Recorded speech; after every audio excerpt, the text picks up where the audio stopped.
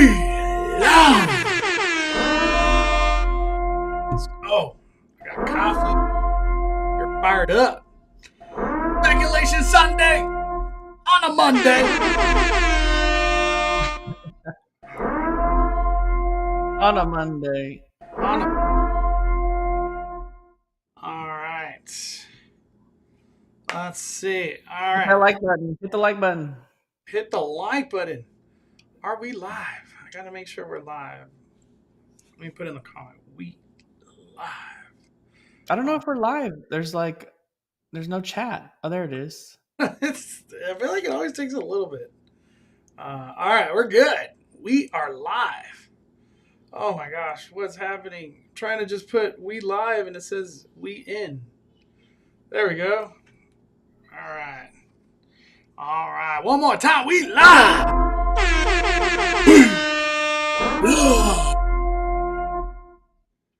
Thank you all for joining us on this beautiful Monday. Very cold and chilly night.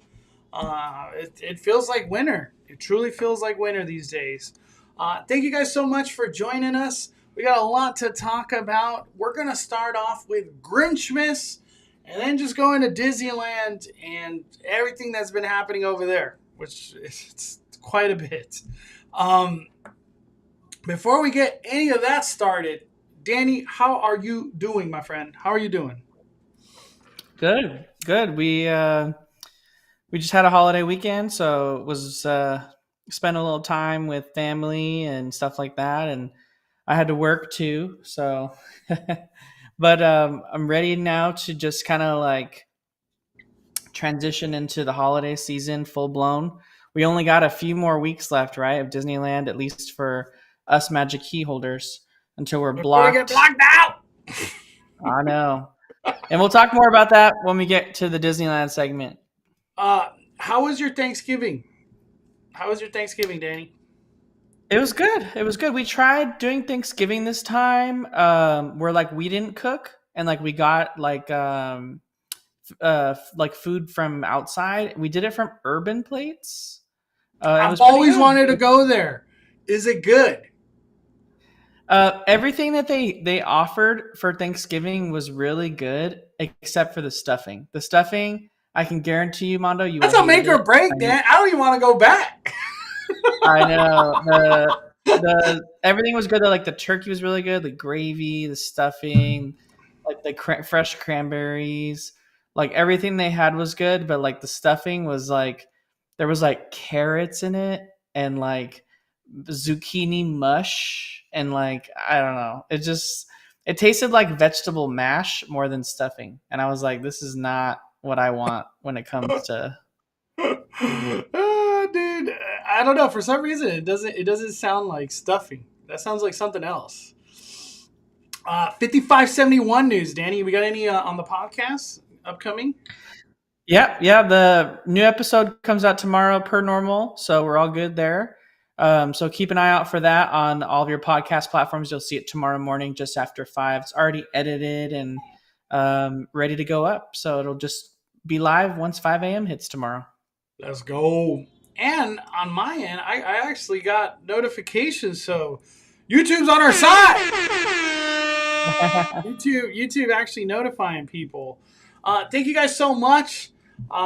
We got a lot to talk about. I had a chance also to ask the members, Five Fire members, like what topics or questions they wanted to talk about. But before we go into all that, and we're going to do Q&As today and really be interactive, I want to talk about Grinchmas.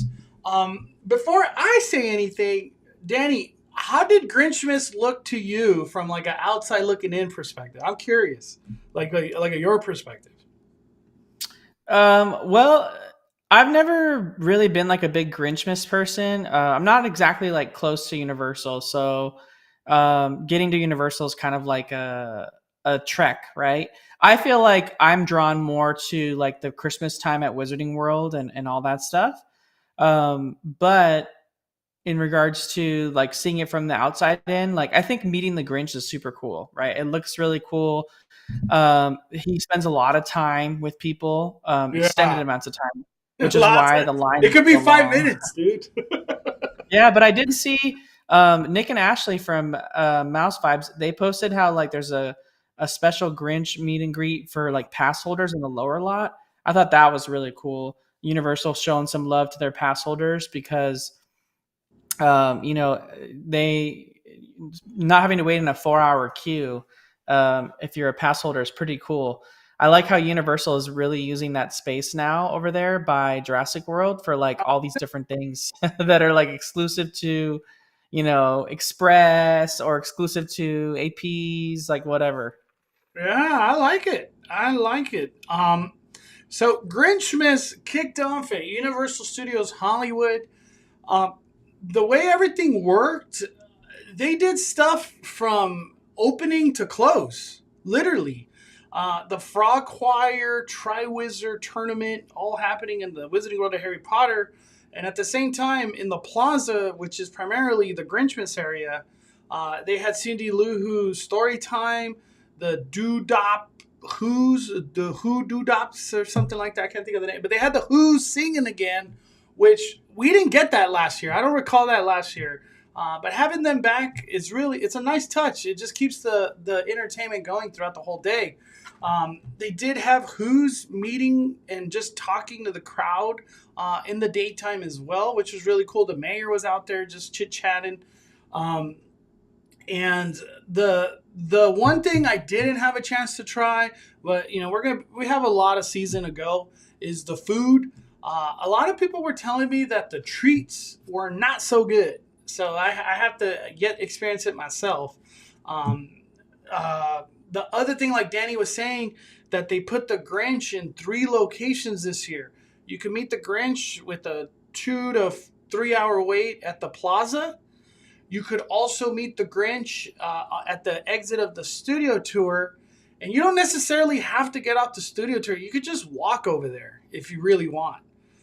And the annual pass holder meet and greet above Jurassic Cafe at the lower lot. But that one's only for annual pass holders. So I think that's a great idea. I love that they're spreading the crowd with the Grinch. And I feel like it's creating a better experience for people because last year, you didn't wait 3 hours. You didn't meet the Grinch. You just looked at him from a distance. And the Grinch is he's as Grinch as he's ever been. Very mean. He's a mean one. But it is a good time. I really enjoyed the Grinch coming to life. I always get shocked, Danny, how hard people go for the Grinch. And the reason I say that is like, who do you know that's like, hey, it's Christmas time, let's put on the Grinch movie? You know what I mean? And I feel like for the most part, I almost feel people put on the Grinch cartoon more than the Grinch Jim Carrey. When's the last time you watched the Grinch, Danny? I'm just curious. It's been a while. The Jim Carrey version, it's been a pretty long time since I've watched it. Like you mentioned, they made a new like Illumination Entertainment version of the Grinch more recently, and I feel Yeah. like kids nowadays probably more resonate with that than they do um, the Jim Carrey one. Although I did see that they kind of modeled him a little bit more in the new one to kind of match what the Jim Carrey one was like, more so Yeah. I'd say than the previous cartoon. Probably on purpose, I would imagine, in some way. So there's a little bit of a connection. But I definitely feel like the ones in the park definitely emulate the Jim Carrey one as far as the way they talk and like their mannerisms and stuff. Yeah. I think what's happened is the people that play the Grinch are just so good at what they do that they just have like a cult following. Because people, I was just hanging out watching the Grinch do what he does in the plaza, and people bring him gifts all the time. Like, not just onions, but like they bring him gifts, like legitimately gifts for the Grinch. And I was like, it was just cool. I love seeing stuff like that because it's just like the locals, I guess you could say, just showing love back to the characters, and it just makes me happy to see stuff like that. I really enjoyed Grinchmas. We got a super chat. I don't want to wait too long to get to this one. Marissa, Oh, is Genie Plus worth it? How does it work for two people? Love the Mickey Beanie Mondo. Thank you. Shout out to my Alyssa. That's the only reason we got that all the way from Tokyo. I know. Genie Plus is worth it. There's obviously days where it puts in more work than others, but it does what it's supposed to do, which is you're going to wait less time than standby. Um, Genie Plus is a weird one because like sometimes you're better off getting the not so popular rides. So then you just stack up a lot of rides as the day goes on, and then like the Space Mountains or the Indiana Jones or the Haunted Mansions, you save those to the nighttime, and then you do a lot of rides. I feel like that's always been a good like plan of attack when I do Genie Plus. I do the not so popular rides first, and then the popular rides. But then you could also risk you're risking that everybody does the popular rides, and those times just disappear. uh, Genie Plus is a weird one, but I say if you're going one time and it's your one time for Christmas, I super recommend Genie Plus. Yeah, especially since they've added Mickey and Minnie's Runaway Railway. They've oh added the Little yeah, even more Mermaid. worth it. That's true, Mm-hmm. Danny. Mickey and Minnie's Runaway Railway it takes it over the top of being worth Genie Plus. You have so many good rides now on Genie Plus. Like everything you would want is on Genie Plus. Obviously, Rise is not, but you even get Little Mermaid if you have a park hopper. But I say it's worth it, Marissa. For Grinchmas, real quick, or not just Grinchmas, but Christmas in general at Universal Studios Hollywood, I feel like they did a wonderful job.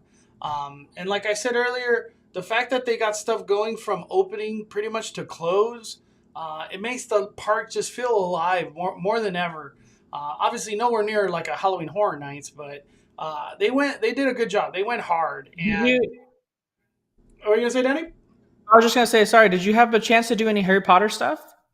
The only I watched the Frog Choir, which they're still really fun and they're really good singers. And I did watch the Christmas version of the projection show at the castle, and that show is Mm. still awesome. I think it's the best one. Dark Arts and the other regular one are really good too, but the Christmas one is just by far my favorite. I really enjoy watching it. Like I could watch it twice. And the Harry Potter show is from 7:30 to I think 9:30, and they did every 30 minutes. So the show's bonanza. They got shows going all day or all night over there. It's cool. Same thing with the tree lighting. I could have sworn there was like 5 tree lightings. Uh, and I think that's really cool that Universal's doing that. I don't know how they're doing it on a Monday through Thursday basis, but Friday, Saturday, Sunday, I'm guessing they just go hard. But that's it for Universal right now. Grinchmas, super worth attending, in my opinion. If you're smart, try to go at opening if you're really trying to meet the Plaza Grinch, because you could just like rope drop to the Grinch, or So you're gonna we wait had two. another comment too, Mondo, in the chat about Max, the dog. Which of the Grinch meet and greet areas do they need to go to if they want to see Max specifically? He's only in the Plaza. Max is only in the Plaza. And one thing that was different this year is like you could actually pet Max. I guess that's like something that really wasn't a thing last year or the years before. But you could meet Max, or you could meet him and pet him, and super cute dog, super cute dog. Do they have like, is it a separate line, or do you go from the Grinch right into Max as part of No, it a the whole? separate line. Right when you walk into Plaza, to the left. And then the Grinch is no longer on the right. He's like on the left side of the tree. So a lot of things got shuffled around in the Plaza area when it comes down to Grinchmas. Uh, the one thing I wanted to say, I don't really recall this, but everybody keeps telling me, and I was gonna watch a YouTube video. I just haven't had time. That when the Whoville set used to be on the studio tour, that they used to do like like the studio tour would stop and they would do like a show. Yeah. Did you ever get to experience that, Oh yeah, I experienced it multiple times. dude? So The fact that we lost that and they've only put cars there, what a loss. Like that's a huge loss, dude. We get no Christmas. I don't think anything goes Christmas on the studio tour. At least not that I can recall off the top of my head right now. And then unlike Japan, we don't have anything in Nintendo either, right? I know, dude. TDR Explorer. Did you see what he posted? The merch. Yeah. Wow. I hope next year Super Nintendo Can you pull it up, Mondo, on Twitter? Yeah, he put it on Twitter. I think so. Dude. I think I saw some of it there. Oh my gosh, TDR Explorer. If not, I know it's on Instagram. Yeah, let me see. I think he just put it on Insta, dude. Yeah, because that's where I saw it. I saw it on Instagram. TDR Explorer.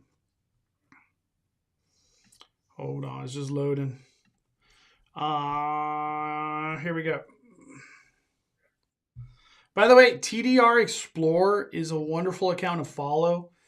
He is in Japan, so you're getting the coolest stuff because there's a lot of new stuff happening over there, and he's always posting about right here. Yeah, and don't forget too, in Tokyo Disney they don't have passes, so Chris has to buy like tickets every time he goes. Are you serious? Tokyo Disney never brought back passes after they got rid of all their passes during COVID and never brought them back. And it's busy every day. I wonder what a ticket costs over there. I didn't know that. Cheap. That's new to me. It's actually cheap. Dude, look at that. I want all of this. Look at all that Nintendo merch. It's perfect. Dude, where is all of this? Look, they got reefs. They got keychains. They got ornaments. What? They got a Christmas tree. Look at a sweater. A different sweater. Yeah, we got none of that. Literally none of that. So yeah, Mondo, my lista says that Tokyo Disney tickets are like $70. Damn. Wow. Dude, I didn't know, man, as much hate as Magic Keys got, at least we got something. Buying ticket life is rough, man. Oh my gosh. All right. Closing thoughts real quick on Universal. I recommend Grinchmas. I want to say this is probably my favorite Grinchmas that I've attended since pandemic. I love everything that they're doing and the amount of activities and tree lightings and the projection show, and then the fact that they brought the Grinch to the lower lot for past members. It's just a wonderful time. The only thing I guess we could say we're missing Christmas and Super Nintendo World. Hopefully next year. Because if I'm not mistaken, the Japan Super Nintendo World never got Christmas on the first year. It was the second year. So there's hope. Maybe next year. They also have senior discounted tickets at Tokyo Disney too. Damn. Not over here. You get tier 7. All right. Let me go to some of the Five Fire community questions real quick. Yeah, I have a feeling they're probably a lot about Small World. All right. This is from Downright Drums. 24 months. Shout out to him. Do you think next year is going to be more announcement on repairs and revisions, or do you think the theme parks are really looking to expand and upgrade? Very good question. What do you think, Danny? Man, I don't really know. I feel like people don't give Disneyland a lot of credit this time around. I can't really speak for Disney World per se, but I feel like Mondo and I can both speak to Disneyland as far as 2023. They did a lot of repairs in 2023. They did extensive repairs on Indiana Jones multiple times. They got everything working in Indiana Jones, added new special effects. They've fixed every single build. They fixed every single building and ride inside Fantasyland, Peter Pan, Alice in Wonderland, Mr. Toad's Wild Ride. Like just about every area of Disneyland was not like was touched by some sort of renovation. I mean, at one point, Mondo and I, when we were doing updates, even every single building on Main Street was covered in scaffolding. So they've done a lot. They've done a lot to do like updates and renovations and stuff like that. I wouldn't even say at this point, and I think Mondo agrees too. Like I know D23 Expo is next year, but I ain't holding any hope for D23 Expo because it seems like for the last 2 times they don't share anything at D23. What's Expo on the other side of that Thunder Mountain? Yeah, more news to come. To me, the thing that was most annoying was stupid. They posted on Disney Parks blog a pretty major announcement 2 weeks after D23 Expo on the Parks blog. And like you couldn't have just included that in the Expo. So I'm going into Expo this year with a different expectation. I'm going to enjoy it for what it is. And I'm not going to go there with the expectation that I'm going to be getting like some major announcement. I'm just going to enjoy the Expo, you know, do Lorcana stuff if they have more Lorcana this year. Just enjoy the show floor. Lorcana like, that's will be the most hyped thing at D23. I'll say it right now. I'll say it right now. We're going to have special promo cards. So this time, Mondo, that's what you and I are prioritizing. I'm not really going to be prioritizing Disney Parks this time around. Park and experiences. We're going to Lorcana. That's where we're going. I have a feeling expanding the parks or upgrading, I don't think that's in the books next year. I think they're just going to keep going through the refurbs. If I'm not mistaken, we're about to lose Incredicoaster. And I think it was Grizzly River Rapids. Those are the two. Those are going down. We're only a few weeks away, or I guess not really a few weeks, but about a month away from losing Haunted Mansion too. For a long time. Long time. So yeah, I think the parks, even from like the Universals and Knotts, they're just trying to, what they got going right now, just keep it going. They don't want issues. Samuel, 15 months. Which ride are you most hyped for? Fast and Furious or Princess Tiana Bayou Adventure? 5. You go first, Danny. What are you most hyped for? Princess Tiana's Bayou Adventure, the Bayou Adventure attraction. I am super hyped on this one. I want to see how they redo it. I want to see, Splash Mountain was one of my favorite attractions, so I want to see how it's redone, how they incorporate the animatronics. I'm more excited to see how they make the rest of the area. They've really kind of held all that other stuff under wraps, so we don't really know what they're going to call the Briar Shop, the Briar Patch Shop. We don't know if this is going to eventually touch anything over by Winnie the Pooh. So I'm more excited about that. I think Fast and the Furious is going to be super awesome. But when I saw that they put out a little bit more details in some of their construction, like things to the city, and they said that the cars were going to be drifting. To me, that means rotating cars. That means Guardians of the Galaxy, Cosmic Rewind. So I will definitely be sitting out this one. I'm not going to be riding the. There's a video from Sally Darkrise, which is Intamin, and a lot of people were speculating that this is the ride vehicle, like something similar to this. I'm okay. No, that's not the crazy part, Daddy. Right here. I'm pretty sure. Yeah, right here. Look at it. This is what we're going to get right there. And then look what it does, Danny. Right here. Oh, okay. No.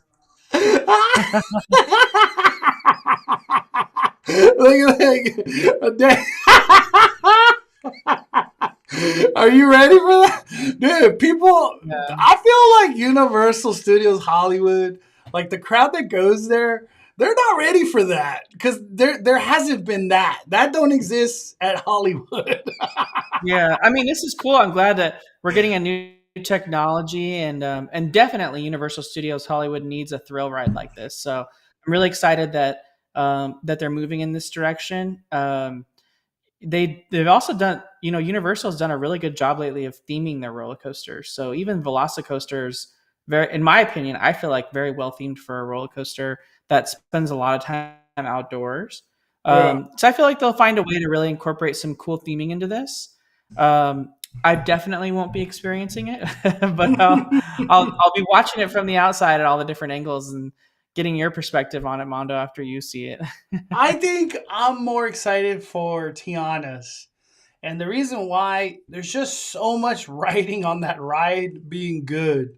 Because to lose Splash was devastating. That it could have been Splash Mountain forever. Nobody's complaining. It is what it is. Splash Mountain. Um, I can't wait to see what Disney drops 2023 technology. All the stuff that they've been working on and the way that they bring it to life. I'm excited. Um, I don't know if I'm a dummy for being excited, but the trend that we're seeing from Disney, they care about the little stuff. They care about the little stuff. And a testament to that is that they could have just said, hey, Toontown, it's a S show. Nobody's complaining. Just leave it. We don't care about the interactive features, but they're still following through and getting it done, even though they got to put up walls and redo the whole ground. It seems like they care about the little stuff. So whoever's in charge these days really wants to have the vision fully flushed out and make it come to life. We could see the same attitude that got put on the Mhm. family Robinson tree, the tree house. It's all little details in there. And it's Mhm. crazy to see. I guess I don't even know if I should call them animatronics, but it's just cool to see stuff moving. It's really Yeah, cool. I think the thing is, Mondo, is that, like, look, the ride itself isn't changing, and we know that. And the Yeah. Splash Mountain ride is great. It's a great ride. We know it's a great ride. It's a really good length. There's a lot to see and look at as far as like the amount of time you're on the ride. So any way they can fill that in with any sort of new technology is going to be welcomed. It's not like Splash Mountain had, like, anything mind blowing as far as animatronics, right? And Yeah. half the time, you They know, never work. They never work, but people love 90% of the time they didn't work until Splash Mountain went down on a refurb, and then they would fix all the chickens and the foxes and everything on the boat at even the the very end. And the lighting didn't work in Splash Mountain. yeah, so, and it was always like that. Like, even I remember that when I was really young too. So really, I feel like there's no way they can lose with this ride. You know what I mean? Like, it's gonna be good no matter what. And it's just, and the winning part is like seeing how they incorporate. I think the cool part is in my opinion, I almost feel like with the Salt Dome and the new swamp outdoors that they're building kind of around the outside of Splash Mountain Yeah. area for Tiana's Bayou Adventure, I really feel like that's going to place make Memento Mori, this, like, the, I call it Memento Mori, even though it's not. Well, they haven't said it's not called that yet, but the gift shop at the exit of Haunted Mansion, which is going to be literally right next to it. And then, of course, the Haunted Mansion, like, it'll just continue that New Orleans, like, bayou theme, like, right there around the corner. Because Splash Mountain, if you think about it, Splash Mountain and Haunted Mansion are like such drastic difference, like as far as like the theming. So Mhm. it's a little. This might make it flow a little better, ironically. Yeah. One thing that came to life, and I saw from our good buddy, blogmickey.com, over there in Walt Disney World, they're doing this, Danny. They got like this flooring that's going to be brand new. Look at that. Pavers. Look at that. And once again, like I said, they're doing the small things like that. They didn't have to do that, but they're doing it. You can see the mural here too. Doesn't look bad. Yeah. Is that the full mural? What the heck did we see last time? We saw something way different. Or maybe that's just one side. No, that was, we saw part of it. They added the Lewis part to it. So we saw like the Um, only which I forgot which side we saw that had like the faces The with like faces, yeah. yeah. So that might be the other side of the building, and then this side Mm, has like Lewis on it and other stuff like that. that side's not bad. I like that side. All right. We got B6, 4J, 68, 12 months of membership. How are your feet feeling walking around all these amusement parks? We appreciate everything you do. Keep up all your followers up to date. My feet are wonderful. I wear good shoes. I learned a long time that you need shoes that could do 10 to 20,000 steps, and then you do it the next day again, because sometimes that's how it works when you're doing all this theme park stuff. I don't even know the shoes were. I used to do NMDs, Adidas. That's like what I've been rocking. But this time I did like Ultra Boost, but like a weird version of Ultra Boost. I did Hoka's, and as great as those shoes are, they're not good if you're walking 15,000 steps. They're terrible shoes. They're terrible.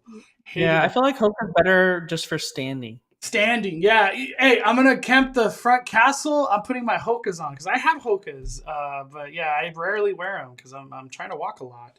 But no, my feet are great. The one doing all these theme parks, the one thing that gets to me is if I wear a backpack or a side body. Like I feel like you feel the strain on your shoulders eventually. So that's why I'm always changing it up. I'll have a backpack, side body. What is a fanny pack? I just switch it up all the time. Winged Nike. For each park, what are their strengths for this holiday season? What would you consider the strength, Danny, for Disneyland? Disneyland's strength is always the entertainment, right? That's never changed. It's always the same. There's just so many different things to do with the snow and the castle lighting, the tree lighting, and you know, you've got the Disneyland band and the Dapper Dan singing different songs than they normally sing. You got the characters out in different costumes, just like you do for Halloween. You have the parade, the fireworks show. So, like, literally infinite Christmas entertainment opportunities. So I would say that's Disneyland's strength. Disney California Adventure, it's the same. They have so much they even have like twice as much entertainment over there, except for Yeah. they don't have a true parade. I mean, Viva Navidad is really like a parade, but there's just not much space for you to watch it. So, but truly, DCA has like, Fat Happy Cat holiday. Swinger, yeah, Happy Holidays Cavalcade, the Drummers, just like literally infinite World of Color, Viva Navidad. Mistletoes, the band that's at the Hollywood Lounge over there. I forgot what they're called. Mostly kosher. The Mostly Kosher, yeah. Yeah, dude, entertainment everywhere. It's just everywhere. Yeah. I think Uh, that's the strength, right? Because Disney can feel sometimes, there's sometimes out of the year where Disney can feel like is lacking with entertainment, which is yeah, surprising. But the Christmas season is definitely not one of those times. for me, Knott's Berry Farm, their strength, it's the same entertainment. They got so much Knott's everywhere, entertainment everywhere. It's beautiful. Universal, I think the strengths is that they do a lot of nighttime stuff. Universal doesn't stay open late very much. Obviously HHN, but other than that, they don't really go past 6. So the fact that the parks get to stay open later, and then they do all this like Hogwarts lighting castle, and then the Grinchmas stuff in the nighttime, it's a huge strength in my opinion. Um, we got a couple more. Jamie Lynn. What after dark events should we expect next year, if any? I have 2 that I could guarantee are coming back: Star Wars Night and Pride Night. Other than that, I don't know what the hell their plan is after dark events. Does Sweetheart Night come back? I feel like they should have announced that by now, but we haven't seen nothing. Does Princess Night come back? Probably not. What was the other one? Throwback Night? I don't think that comes back either. Not that it was bad, but I just don't think it comes back. Oogie Boogie? I'm just gonna throw it up in there. I don't think it comes back, but it probably is. What about you, Danny? What's your opinion on that? What can we expect? Yeah, Oogie Boogie Bash always sells out, so it's for sure coming back. As much as we would love to see it return to Disneyland, I just don't think that's in the cards um, anytime soon. I definitely feel like um, the what's the other one that you mentioned? Oogie Boogie Bash and the Pride Night, Star Wars Night. Like I think, Star yeah, Wars Night. Star those Wars Night. three you could I just even lock feel in. like Star Wars Night, Pride Night. I know did really good, but I know that specifically talking to the people that do the teams that put together those events, they when they were talking to us, they mentioned like a lot of times they only have a certain amount of like, hey, you're only allowed to do this many events, so you guys got to figure out what you can do.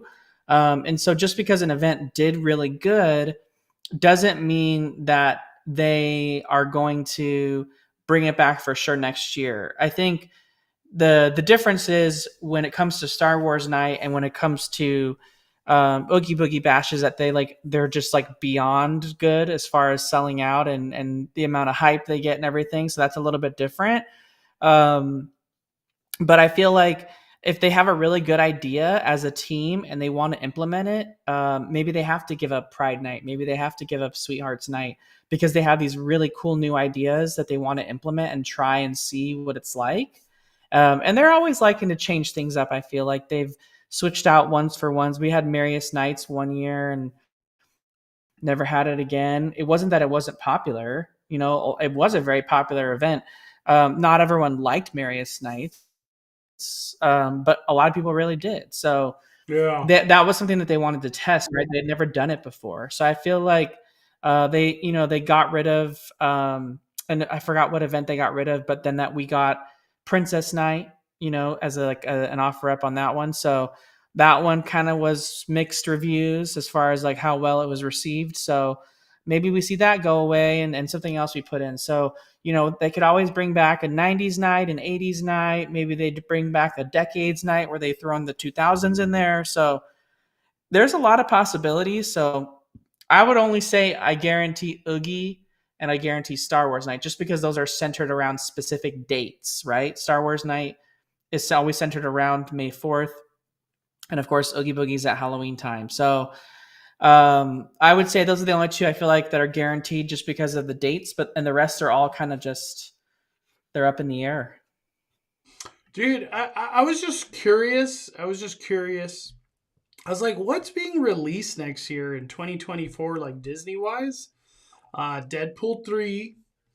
They're also going to have Kingdom of the Planet of the Apes. I have no clue where that's coming from. Inside Out. Do you think they do a big event for Inside Out 2, Danny? They just go all out? Um, I Pixar could see Picture? them. I don't know that we all saw the teaser trailer, right? So they introduced a new emotion and it's anxiety. I don't know. I don't know how like if that we don't know the storyline yet, right? We don't know is anxiety is that new emotion going to be like a villain or someone that's positive and joining the team, right? So if it's a villain, maybe we see anxiety as like a villain at villains night. Like we don't Yeah. know enough about it to make a comment on it, but I feel like if the hype's big enough for Inside Out 2, I could easily see like a Pixar night returning because we had Pixar night in the That's what I past, was getting to. So Yeah, yeah, that's what I'm getting to. Maybe Pixar night, DCA. You never know. You never remember know. you remember Mondo, you heard all those rumblings about about like the Four Town casting and the characters from Turning Red. So like we've seen casting right for all that stuff that things that Disney wants to do. So I feel like maybe that is like a back end behind the scenes kind of planning potentially for a Pixar night that would include all that and stuff that we haven't had yet. Wow. Um, the real quick, I just want to go through it just to put it out there in the universe. This is a weird one. Mufasa, the Lion King. I don't even know what to expect. It's probably going to make $1 billion. It's Lion King. I doubt. Captain America, Brave New World. I'm totally checked out on that one. Uh, Untitled Alien Event movie. I don't know. I kind of want to watch it. I have no clue what that's going to be about. The Amateur. What is that even about? Do you know anything about that one, Danny? Not a clue. I don't even want to read. And then Thunderbolts. Next year's going to be interesting. It's going to be an interesting year for Disney. Let me see. I'm just reading through. Kimberly Moore, over 24 months. Because of the recent incident at Small World, will alcohol consumption be lessened at both parks? I say there's no shot of that at all. There's none. Alcohol consumption, sales, unfazed by Small World incident. In my opinion, Disney sells alcohol because it's a moneymaker and they care about money. Let me see. Is anyone having problems with payments with Magic Keys, or is it just me? Have you been hearing about that, Danny? That like Magic Key, like the system went down. Have you heard about that? No, but we had something similar happen last year where like a lot of people's like cards failed, but it wasn't like their fault. It was like the system's fault. And a lot of people were sent to like the ticket booths to address the issue. I remember it happened 1 month last year too. I distinctly remember the same situation happening. Like Yeah, people got booted. yeah. I heard Walt Disney World was having issues on that, but I haven't heard nothing here in California. I think Mufasa is the prequel before the original Lion King. Uh, we'll see how that goes. Oh man! All right, enough of that. Let's get into Disneyland. Disneyland. We got to start off with, I guess, the big topic of everything that happened at Disneyland. We had an incident where a person jumped off the boat, swam a little bit in the water, got out of the boat, undressed, walked through the ride, and eventually, at some point in time, like security, police officers, had to. It was like a lot of people had to restrain that person and then eventually get him out of the park. The way all that went down, it affected the whole side over there of Disneyland, Toontown, the railroad. People were telling me that they were like blocked out all the way until like Matterhorn, so they just wanted no one near Small World. Um, my thoughts on the situation, like when I first saw it happening, it just didn't seem real. So like I didn't like jump the like, oh, what is he doing, or like it was just like I was just so confused watching it unfold. Um, it's just wild. I've seen a lot of videos of it now, and I still can't believe that that happened. It's shocking. Any thoughts, Danny, on the situation of Small World? Yeah, I mean, I don't necessarily want to speak on whether or not he had mental issues. It's clear that it wasn't just some sort of mental disturbance. There was certainly some sort of substance involved. No one who's drunk is going to do that. So there's definitely some other substance that was beyond alcohol in that aspect of it, to the point where people wouldn't feel safe coming around this person, and in which case 6 or 7 officers were needed to take him out, being granted that he's like this scrawny little skinny guy. And the police essentially having to hold every single limb on him to carry him out of the ride. He attempted to bite people multiple times. So that's not really the way that someone acts if they're drunk, right? So there's some sort of other substance involved here. And I think obviously he can probably expect to be banned, right, from any sort of Disney property for the rest of his life.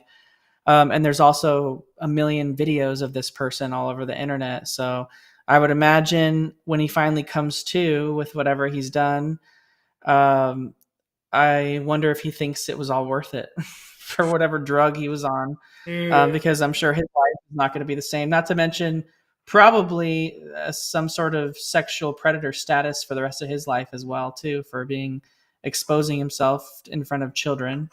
So it's a weird situation all around. It's certainly not the first time we've had like a situation like this where someone was on drugs and doing some crazy stuff at the parks. I mean, not that long ago, we had someone scale 200 feet on top of the Supreme Scream Tower at Knott's Berry Farm I still can't and believe that's true.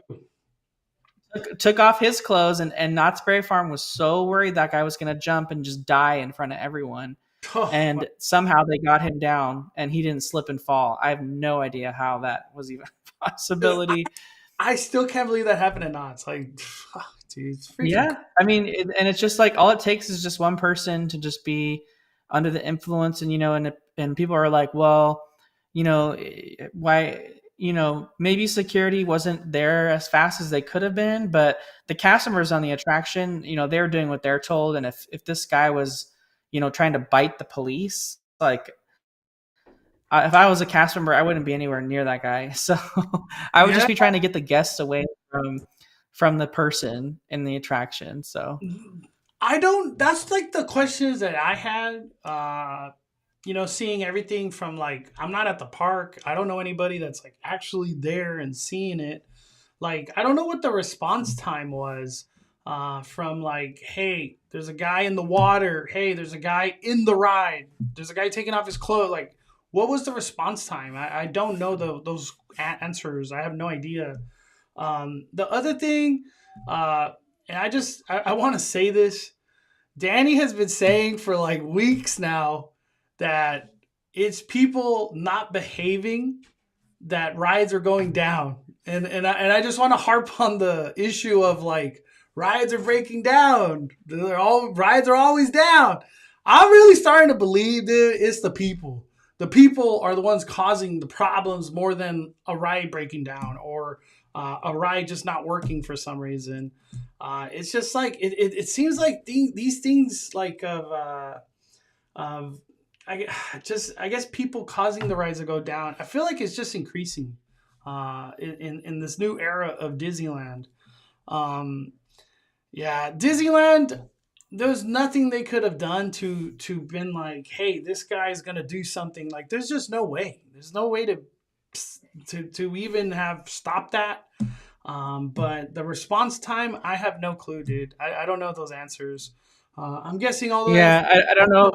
information. I was only going based off of like what people posted online, but we weren't there. I don't really know what the protocol is, right? I think the fact that the police were there in time to like get him out of there should make people feel safe, right? Because police have access to Disneyland very easily, and there's always that undercover security. So he certainly wasn't going to be, you know, getting any get like doing anything to any guests. So I think that's the part where they were trying to get the guests away from like the train and like everything, just to make sure that like he wasn't hurting anyone else, in addition to himself doing any of the stuff he was doing. I hope that they like check up on Small World too and make sure he didn't break anything inside there. Yeah, I don't know. Uh, I thought they were just going to shut the ride down for the rest of the day, but surprisingly, they still opened the ride like probably an hour, maybe two afterward. It reopened. Very sad and tough incident to occur, and hopefully something like that just never happens again. Uh, it's just like I think about the families from the family aspect of like you're stuck in a boat and this is all happening. It's just crazy, man. It's crazy. Um, the one thing I do want to say, shout out to all the cast members in security and just whoever had to deal with that.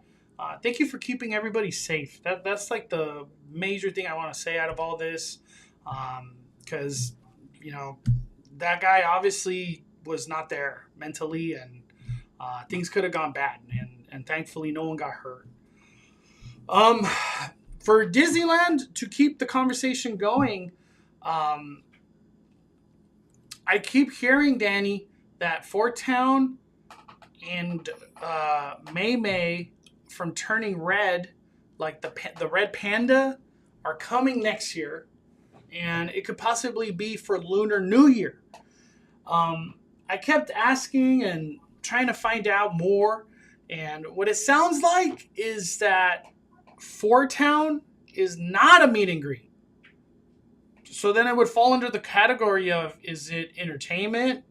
Are they going to be singing, doing like a dance party or something, live entertainment? Or does it fall into the category, which we've heard rumblings as well, that there could be a new parade coming to California Adventure? And if there's a new parade coming to California Adventure, why? We got Paint the Night!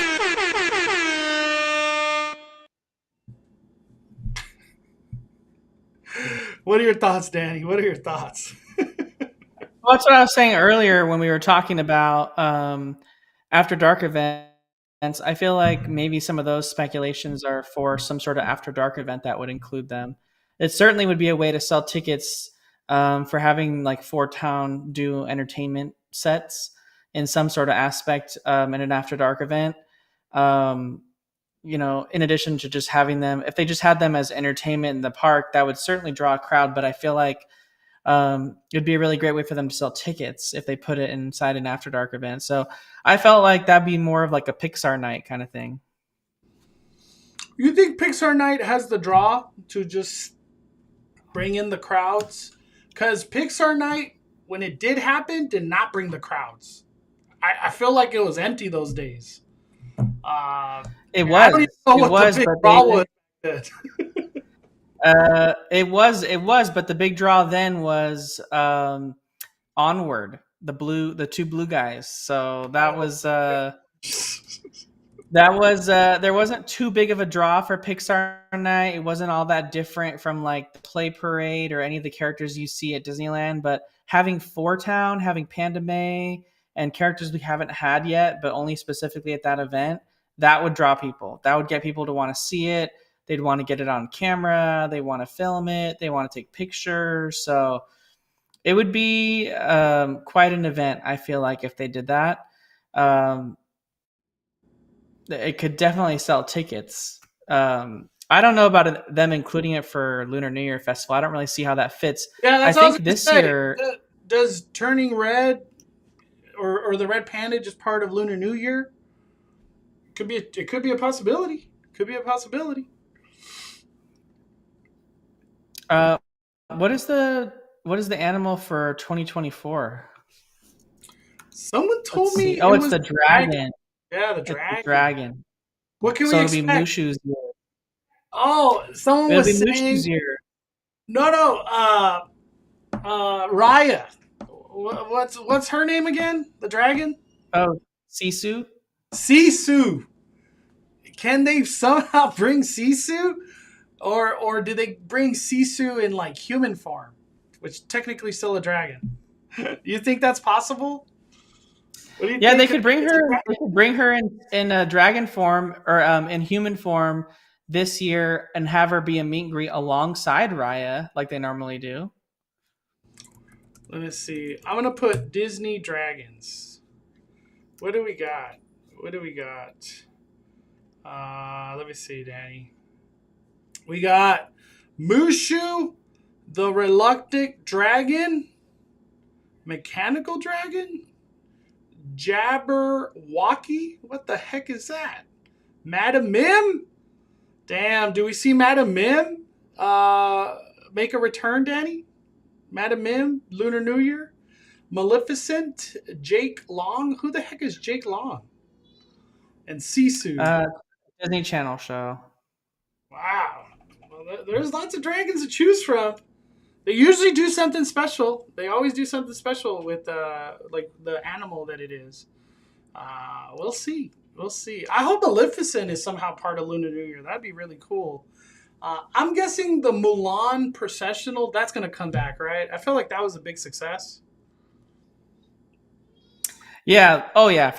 For sure. The Mulan processional and the extended parade route they had last year, where they did the whole the entire length, bringing the archway all the way over to where the Buena Vista Street, or right before Buena Vista Street.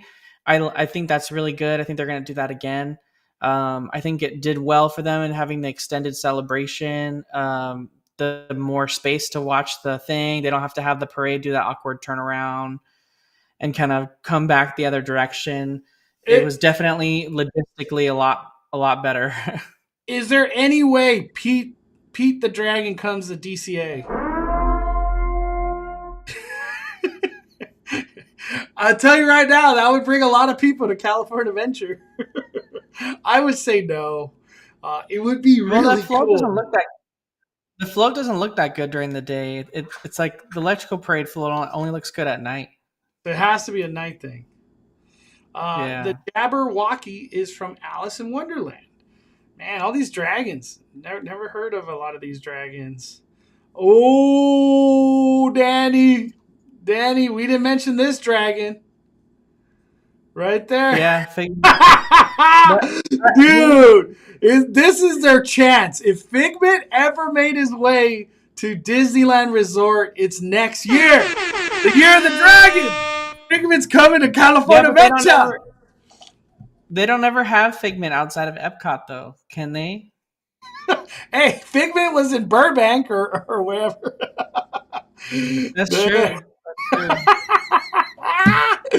Dude. Figment makes no sense at California Adventure, but it's the year of the dragon, so why not, right? Damn. I feel like Florida people would just come to California. It gives them a reason to come to California. Oh, damn. Figment. I'm gonna say it right now. Figment coming to Lunar New Year 2024. Would California people be excited? I would say yeah, right?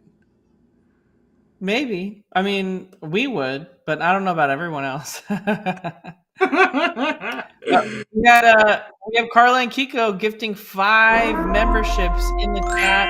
We got chat memberships going to Natalia Magana, Jasmine Agtarap,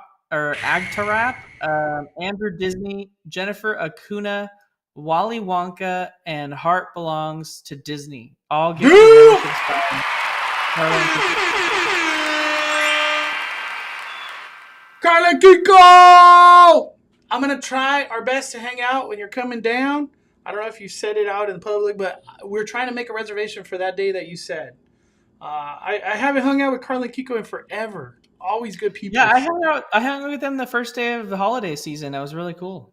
Yeah, I miss you, Carla, Kiko. Hope you guys are doing well. Hope you and the family had a wonderful Thanksgiving. Who cooks the turkey? Is it Carla or Kiko? I'm curious. Who's doing all the cooking over there? I have a feeling it's Kiko. I'm going to say Kiko.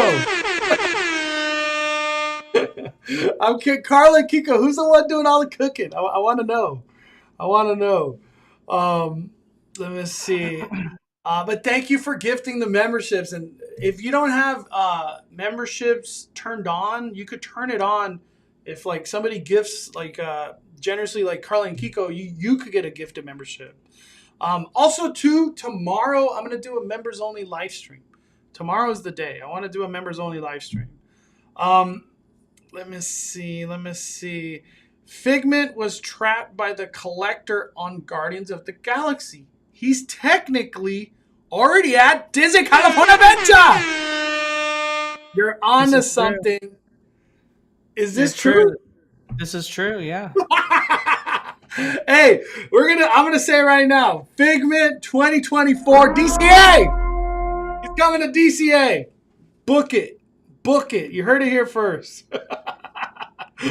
Oh man, we got Zalman. If I go to Disneyland and DCA, would I need to buy Genie Plus once, or how would it work if I get a park hopper? You just got to buy it once, Zalman.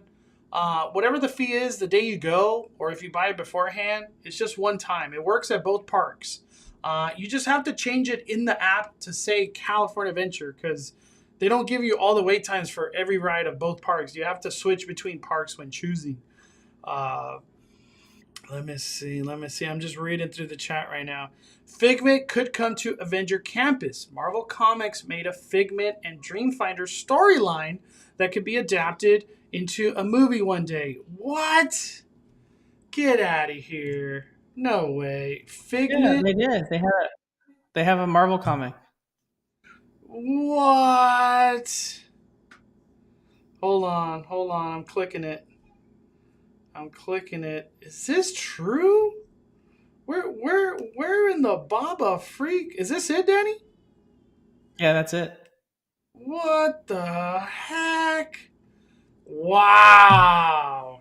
Damn. Who knew we had all this like Figment lore? Maybe I'm starting to believe he could come to California. We're the ones with Avenger Campus. Uh, there's multiple. There's a lot of Yeah, Fig. it's a whole like series of comics. What the heck? I am speechless. I wow. Maybe he doesn't come to Lunar New Year. I feel like it's more likely he could go to for real to Avenger Campus. Imagine the doors open up and it's Figment.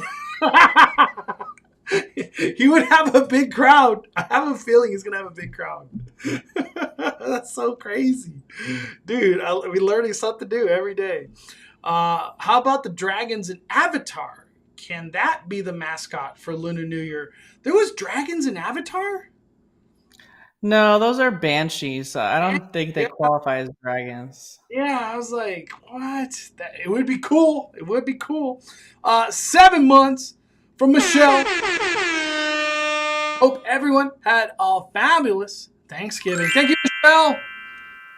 Appreciate it. Had a wonderful, very relaxed, enjoyable, just spending with the family. That's what I got to do.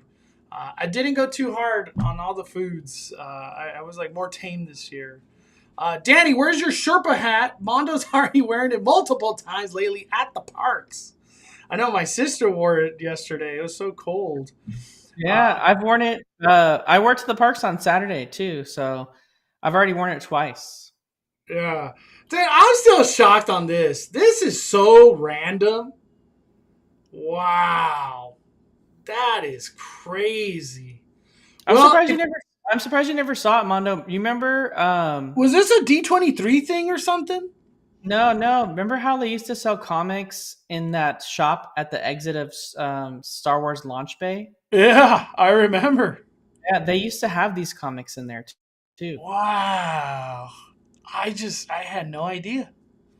That is freaking crazy, dude. I would have lost a bet. I'd have been like, no way, Figment's in Marvel.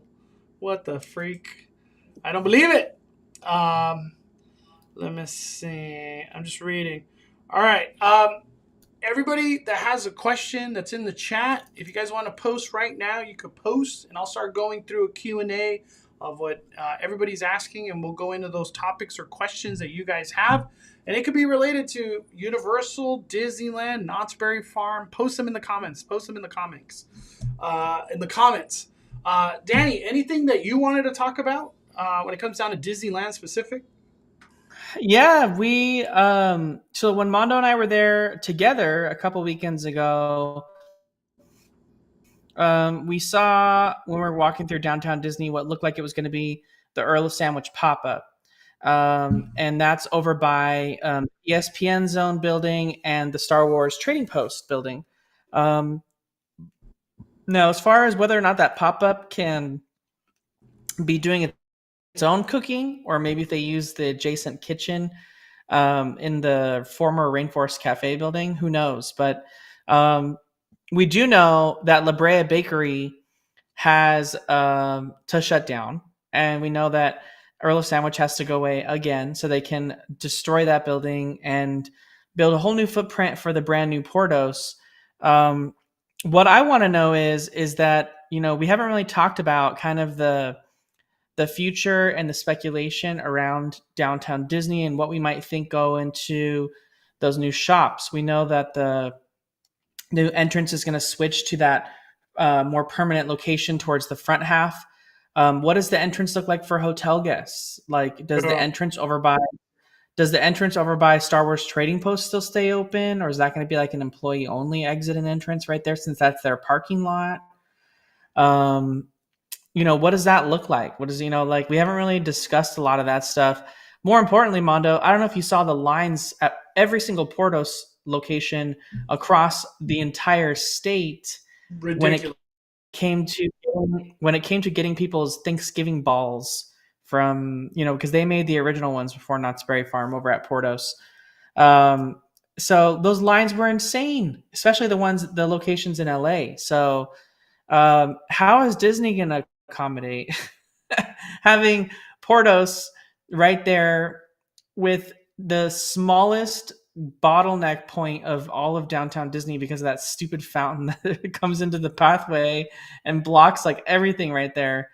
I just don't know where they're going to accommodate these lines. Maybe Portos will only be like virtual queue. Like, I don't know, like put a phone number in. You can't come in line unless you get your called back or something like that. Or they just mobile order. That's the only way you're gonna get anything. It's just you have to do it. You have to do it online. Period. I don't know how Disney. Um, how did they get Portos, dude? I'm still shocked. That's like just as big as In and Out. Like if they got In and Out at downtown Disney, Portos. I feel Portos is gonna dominate downtown Disney. Will it lead like a trickle effect into like other restaurants? Maybe, but I feel like people are just gonna be like, "Hey, if I could eat anywhere, I'm just gonna eat at Portos. Why would I go to Black Tap or Jazz Kitchen? I'm going to Portos." I have a feeling Portos is gonna dominate. It's just gonna dominate. Um, the the other one too, with the Din Tai Fung, it's like they're just bringing two super viral, extreme demand restaurants.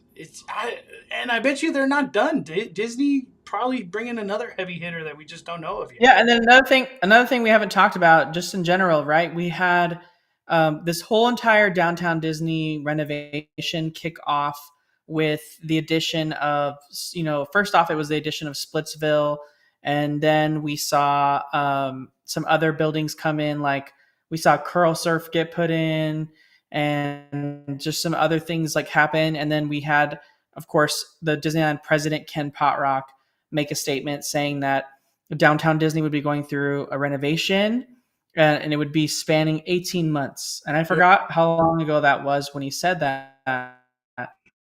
I would say we're at least halfway through that timeline, at least now. We still have a long way to go on Centrico. And the more and more I see from Centrico and from Paseo, or where the Uva Bar was, um, Centrico is so big. And like, I have to go back on what I said originally about Centrico. In the artwork, it really looked like they were going to keep the structure of the Uva Bar and then just kind of change the trellis a little bit and like maybe change some stuff up. I thought it was going to be really minor. Like, it looked very similar to what was already there, but when you see the structure for Centrico, it is huge. Like, it's like literally twice as big as what Uva Bar was. At least that's the way it feels. Yeah. So Centrico is going to be big, and if you look at how big Centrico is from down below, over like when you're standing from the perspective of where like the Wetzel Pretzel location is, it almost looks like there's not even enough room on the backside for people to walk around it on that where the Pele soccer place is. It's almost like it's going to be connected to the restaurant in some way, and so traffic will actually be routed like around it the way it is right now. Like you That's almost what it seems like to me. you have to go from the Black Tap side. Like you have to walk that way. Yeah, yeah, that's what it looks like when you see how close it is. I don't know if there's going to be that much space over there for them to allow free flowing traffic. So I don't know. Dude, I'm shocked if people even shop at Pele or the card store.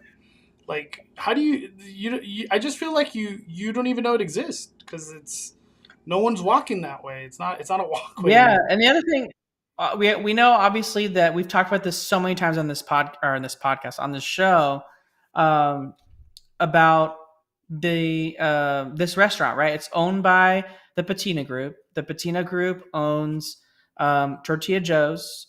They own Naples Restaurant, and they'll also own this. The cast members that work at Tortilla Joe's told us a long time ago that this summer was going to be their final summer, and that's what they were told. They were told as cast members that worked at Tortilla Joe's that Tortilla Joe's was closing, and they were already told that, and that they were to prepare that this was their last summer and they were closing. Multiple people had told me that worked there. And then all of a sudden now we're going into the holiday season and Tortilla Joe's is still there. It looks like that. But It looks like that right there. It's so from my Tortilla, head table. yeah, Tortilla Joe's is still going. So if you look at this post from Coheed Boy on Instagram, it's a really good indicator that everything kind of stopped over at Paseo and Centrico. I don't know what they were moving really fast for a long time, and now everything sort of stopped. I mean, they haven't even removed the Catal sign yet, so everything was moving really fast, and it seemed like it's now slowed down a little bit. So maybe they had a little bit of delay in construction, and so they didn't want to close Tortilla Joe's just yet because why are you going to close Money maker. a revenue stream? Yeah. And then someone was arguing with me saying, why do they even close Tortilla Joe's? Maybe they keep it open as a cheap alternative to going to Paseo because Paseo and Centrico are going to be really expensive. They're going to be priced on the higher end of the, this is going to be like a $75 meal for a person to eat at Centrico or in Paseo. If you're trying to sit down at the Paseo side of the restaurant. So it's an expensive meal. It's going to be like on the higher tier. So yeah, so I'm saying like, yeah, hey, I'm doing character dining twice for that money. So I'm saying, I mean, that's how much. In all honesty, Mondo, you can spend that much money going to Naples. Naples raised its prices, and Naples raised its prices. It's the same company, and you want a cocktail. I was gonna say that you dropped that at Black Tap, $20 burger, $20 shake, yeah. A drink. But you're going to Naples. The bar, the drinks there are all over $20, and every day Mondo walks by that bar, he always comments and says, "Damn, that place is packing." I always say when we're walking by Naples, look at all these people want expensive ass drinks. Where are all these people coming from? Where's all this money coming from? You know what I mean? It's crazy, but it's packed. It's always packed. Yeah. And it's gonna get more packed because there's a Porto's coming. Didn't I fuck? Yeah. So, and if you think about it, they're moving downtown Disney overall to that upper level of experience, right? We've got Paseo and Centrico. It's more expensive. Naples transformed itself from kind of more of a kitschy Italian restaurant to a more upper end vibe. Yeah. It's a very Tuscany, very modern Italy. Like they serve really expensive drinks, really expensive food now. It's not really as cheap as it once was. It's going for that more modern look, right? Black Tap is expensive. Hey, as ugly as it looks, Jazz Kitchen made the look too, the move to a more high. And it also made the move to more expensive. It's a lot more expensive to eat there. Din Tai Fung is very expensive. It's not. It's supposed to be a nice restaurant. So, if you've ever been to the one at South Coast Plaza, it's not cheap, and it's a nicer end restaurant. It's a very nice high end restaurant in China too, where it comes from. So, it's Portos is not like it's not like super bougie high end, but like the one over by Knott's is kind of bougie looking. You know what I mean? It's not. Beautiful. It's a very well known. Yeah. It's a very well known nice brand. You know what I mean? So we got that big black guy channel. Can we talk about the lack of crowds yesterday? Epic day besides Small World incident. Yesterday was empty. is legitimately empty at the park. I was shocked. Rise of the Resistance was like 35 minutes all day. What is Rise of the Resistance right now? I'm curious if today's like an empty day. It is Monday, but Mondays haven't stopped crowds. Rise of the Resistance 75. No, it's busy. It's busy today. I don't know. Sunday was just randomly empty. Made no sense. Steve, are Magic Keys coming back for sale soon? No chance, Steve. Uh, if I had to take a wild guess, March, April, maybe, if you get lucky. But there's no way to tell. There's just literally no way to tell. And when Magic Keys came back, Steve, the only person that knew was was Scott Gustin. He was like legitimately the only source that like somehow knew Disneyland Magic Keys were coming back. And then obviously it spread like a wildfire, the news after that. But one thing before we keep going, happy birthday to Scott Gustin. His birthday just passed. Shout out to him, always providing incredible news. My Alyssa, who do you think is going to be the narrator for Candlelight Processional this weekend? Very good question. I have no clue. I actually was thinking about, it's funny that she mentioned that. I was actually thinking about this. Very good question. My guess was Chris Pine because he's the voice of the major villain that's out right now at Disney's Wish. We haven't talked about Wish yet. I can't wait to talk about that. I'm gonna go with. This is a tough one. Because Disney did a lot of stuff this year. Damn. I don't know. That's a tough one. I'm just gonna throw it out there because I think it'd be really cool. Harrison Ford. We did have a terrible Indiana Jones movie, but it would be really cool. Harrison Ford reading at Disneyland. Oh my gosh, it would break the internet. Knott's Holiday Potato versus Disney Potato. I'm gonna have to give it a Knott's Berry Farm. I have yet to. I gotta post. I did a reel and I haven't even posted it.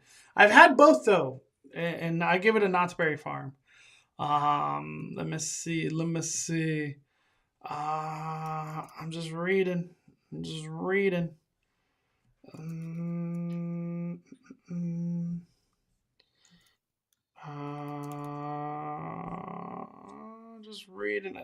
lot of comments. Thank you everybody for participating. How about the Edison coming to downtown Disney? I don't even know what that is, James. Never even heard of that. It's a restaurant / lounge bar that's kind of themed to like The Great Gatsby. You never know. Disney's doing crazy things in downtown Disney. Let's see. Daniel, I was at Disneyland DCA last week. Crowns were not too bad in terms of wait times. Where do you get those gingerbread cookies? Going back next week. There's multiple places. Starbucks on Main Street, Jolly Holiday, and then the lounge or the lobby of the Grand California Hotel. Don't forget about that one. And the Starbucks at California Adventure. Maybe there's one more spot that I just can't think of, but those are like the main ones, Daniel. Those are the main ones. Are you excited for Luminous? Dude, there's no hype for Luminous, Danny, and we're right around the corner. What are your thoughts, dude? This is Walt Disney World new show, by the way. I'm excited for Luminous. I heard the soundtrack and I played it multiple times because I love everything that involves the composer that they got to create the Epcot anthem. They're bringing her into it. They're bringing in all the things they need to bring into it. And it's looking to be amazing. I love that it has a docking point in the middle of the World Showcase Lagoon, but it's not there all the time. So it can dock and then get put away, just like the Globe did for Illuminations. So it's looking to be a good show, right? Epcot doesn't need something super crazy over the top. Harmonious was over the top. Like it was like the giant projection, like just massive thing. Like, really, Epcot And then does it well didn't with just work all the time, which made it even worse. And yeah, just eyesore Epcot all does the well time. with just like a big fireworks, like right there in the middle, because you're so close to where they're launching. That alone is like impressive enough. So it's kind of like you don't really need much to impress people at Epcot, I feel. We just need a banger soundtrack and that's it. You know, 30% of people in Epcot that make it that late probably pretty buzzed, just drinking all around the world. Any tips for us first timers for the candlelight processional to get a good seat? That's the thing, Carla Kiko. There is no seating. Is there standby seating, Daddy? I don't even think that exists. I don't think that exists. But do you have any good? I have some good ones, but I'll let Danny go first. For Candlelight, man, Yeah. I don't really know. It's changed so much now. I don't even. People have to wait from the beginning of the day all the way until nighttime. Really, there's no, and I feel like the best place to watch it is kind of like by the Lincoln Theater, like over there somewhere, wherever there's the standby. That's kind of like the best space because I feel like the spots over on the other side where the Waltz apartment's located in the firehouse, that just gets a little too crazy for me over there. Yeah. So yeah, and plus there's not like a really easily accessible bathroom on that side. That's not like jamming all the time. And if you're like on the other side and you're gonna be waiting a lot, going back and forward, there's a bathroom up by Disneyana. It's pretty nice. So that's a good option. I feel like that's the one I'd wait for if I was waiting. Yeah. I think like tips for first timer candlelight. If you want uh like a really solid spot, you're waiting 8 hours. I'm just gonna throw it. You're waiting 8 hours at least. I remember one time I went on a candlelight day, and I went because maybe they were dropping a Funko Pop or something. Like I went for something else. I wasn't even there for the candlelight, and I rope dropped. So when I rope dropped Danny, we all like went to the right entrance of Disneyland, and people just went to the candlelight right there in front of Abraham Lincoln Moments and just sat down, and they stayed Yep. there till 8 o'clock at night or whatever. So people from 8 in the morning are camping candlelight. Doesn't matter that it's 12 hours later. They're there at 8 in the morning. But like I said, you want a decent spot for candlelight, 8 hours minimum. It sounds totally ridiculous, but usually candlelight is just a ridiculously busy weekend in general. I don't know how it'll be with reservations. Maybe they lessen the crowd, but usually it's always known to be an extremely packed day, and then they throw in a candlelight. But your best bet for a good spot is on Abraham Lincoln Moments, in my opinion. And at least over there, you could kind of sit on the curb and stuff like that until they make everybody stand, and then you have to stay standing. Um, but if you wanted a good spot to look at the special guest reader, then you want to be on City Hall side or the fire department side. Um, I recommend being on Abraham Lincoln Moments. As cool as the reader is, seeing all the people singing and the musical artist, and then the people at the very top, you get a really good angle at it from the left side, which is Abraham Lincoln Moments. My best tip: watch the second show. If you don't care about social media, you're not trying to be first, just watch the second show. The second show, you probably have to wait 1 to 2 hours, if that, and you're gonna have probably a good spot. Everybody goes home after the first show. It's like, okay, that's old news. It's all over social media, old news. But the second show is usually very calm and a good experience, honestly. So I recommend the second show is my best tip. Frozen 10 years is 10 years old today. The marketing and the hype for that movie was insane when it was released. I feel old. I don't feel old. Um, I'm kind of weary that they're like, this tell's gonna be so epic that we gotta split it up into two movies. You know what it sounds like to me? We're just trying to make money twice.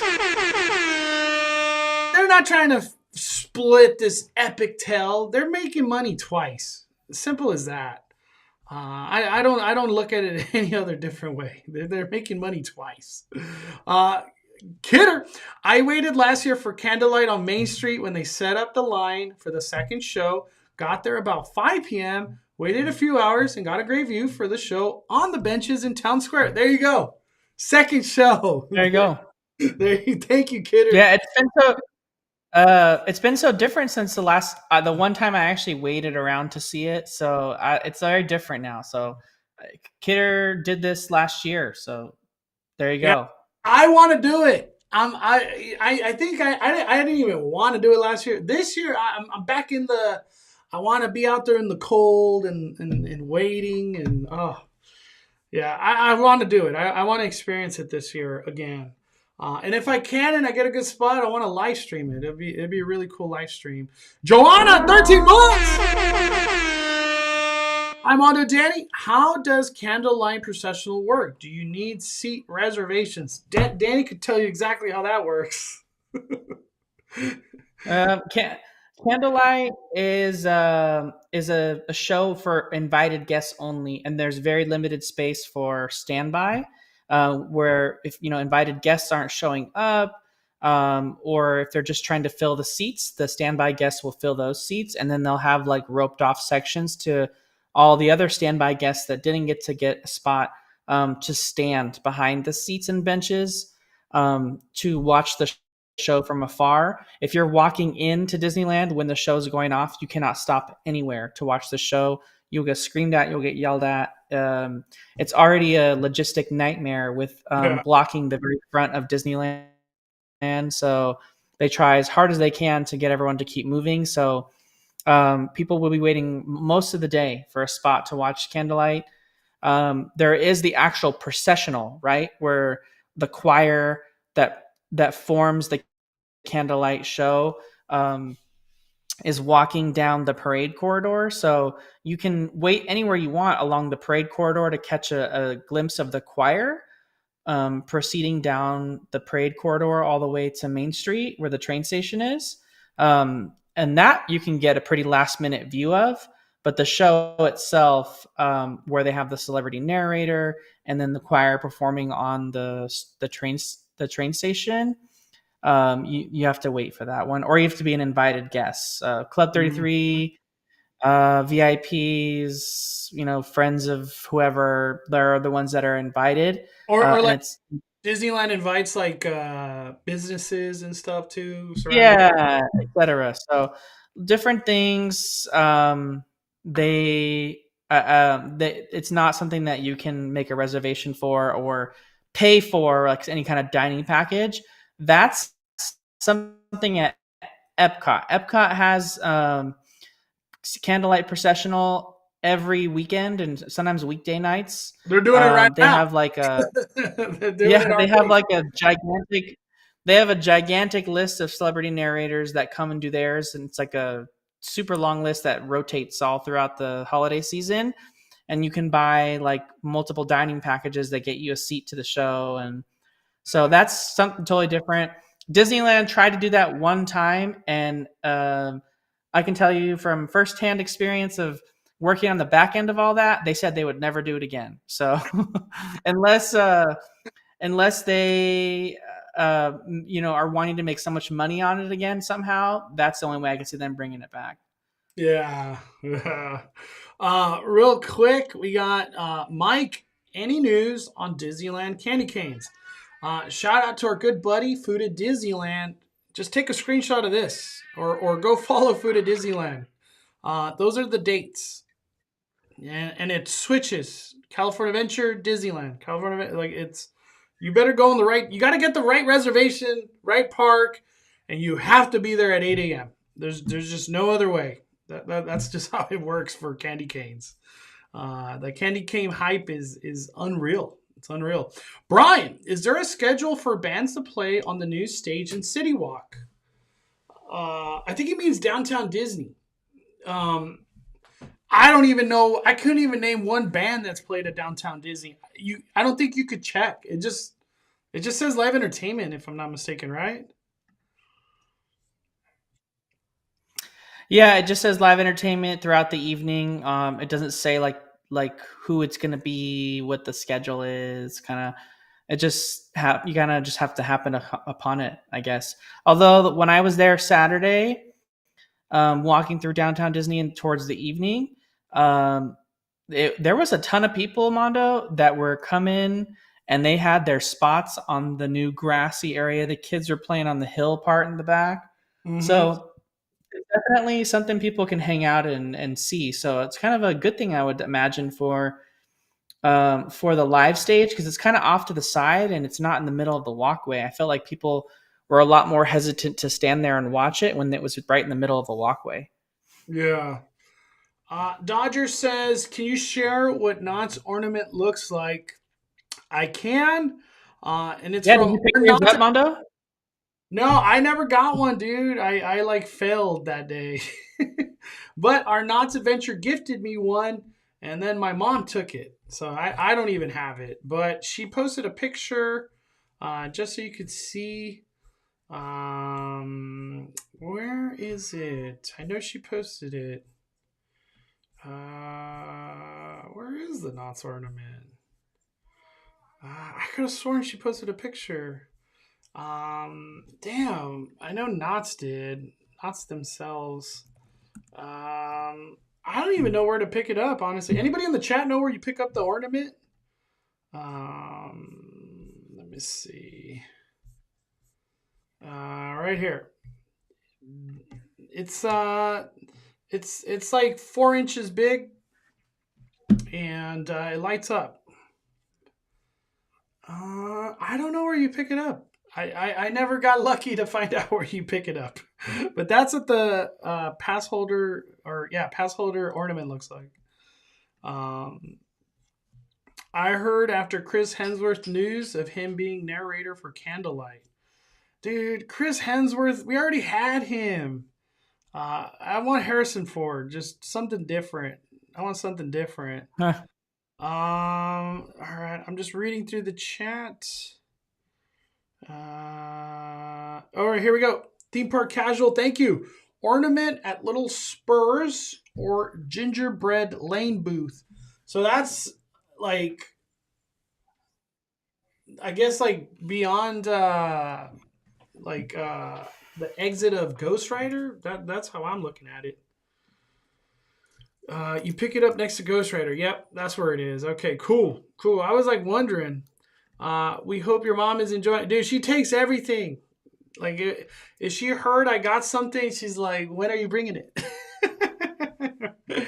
Yeah, she loves it. Um, Danny, any other stuff or topics you wanted to talk about in regards to just any park, I guess, at this point in time? Well, yeah, I kind of wanted to discuss Knott's Berry Farm. I personally haven't had a chance to spend an extended amount of time to where I could eat anything at Knott's Berry Farm. So, um, anything that you can show us from your vlog clips or anything like that, on things that you've tried more than once or just something that you really enjoyed. A lot of people in here, I saw a couple that were asking for some recommendations of like what was good at Knott's. Did they have turkey balls again, stuff like that? Yeah, man, I need to. I know you tried the potato. I have so many things I need to post that I just haven't gotten around to doing it. I got to get on my Instagram more. This is a funnel cake that's being served right now. And by the way, we are on our Knott's Adventure. You're a Knott's fan, you need to follow them on Instagram. Our Knott's Adventure is amazing. Um, I always refer to her because I feel like I have the same taste buds as her. But she said that this burger, and I've seen other people say that it was really good. People are enjoying this. This is from Sutter's pork burger. I want to try that. But the thing I have tried is this right here, Potato.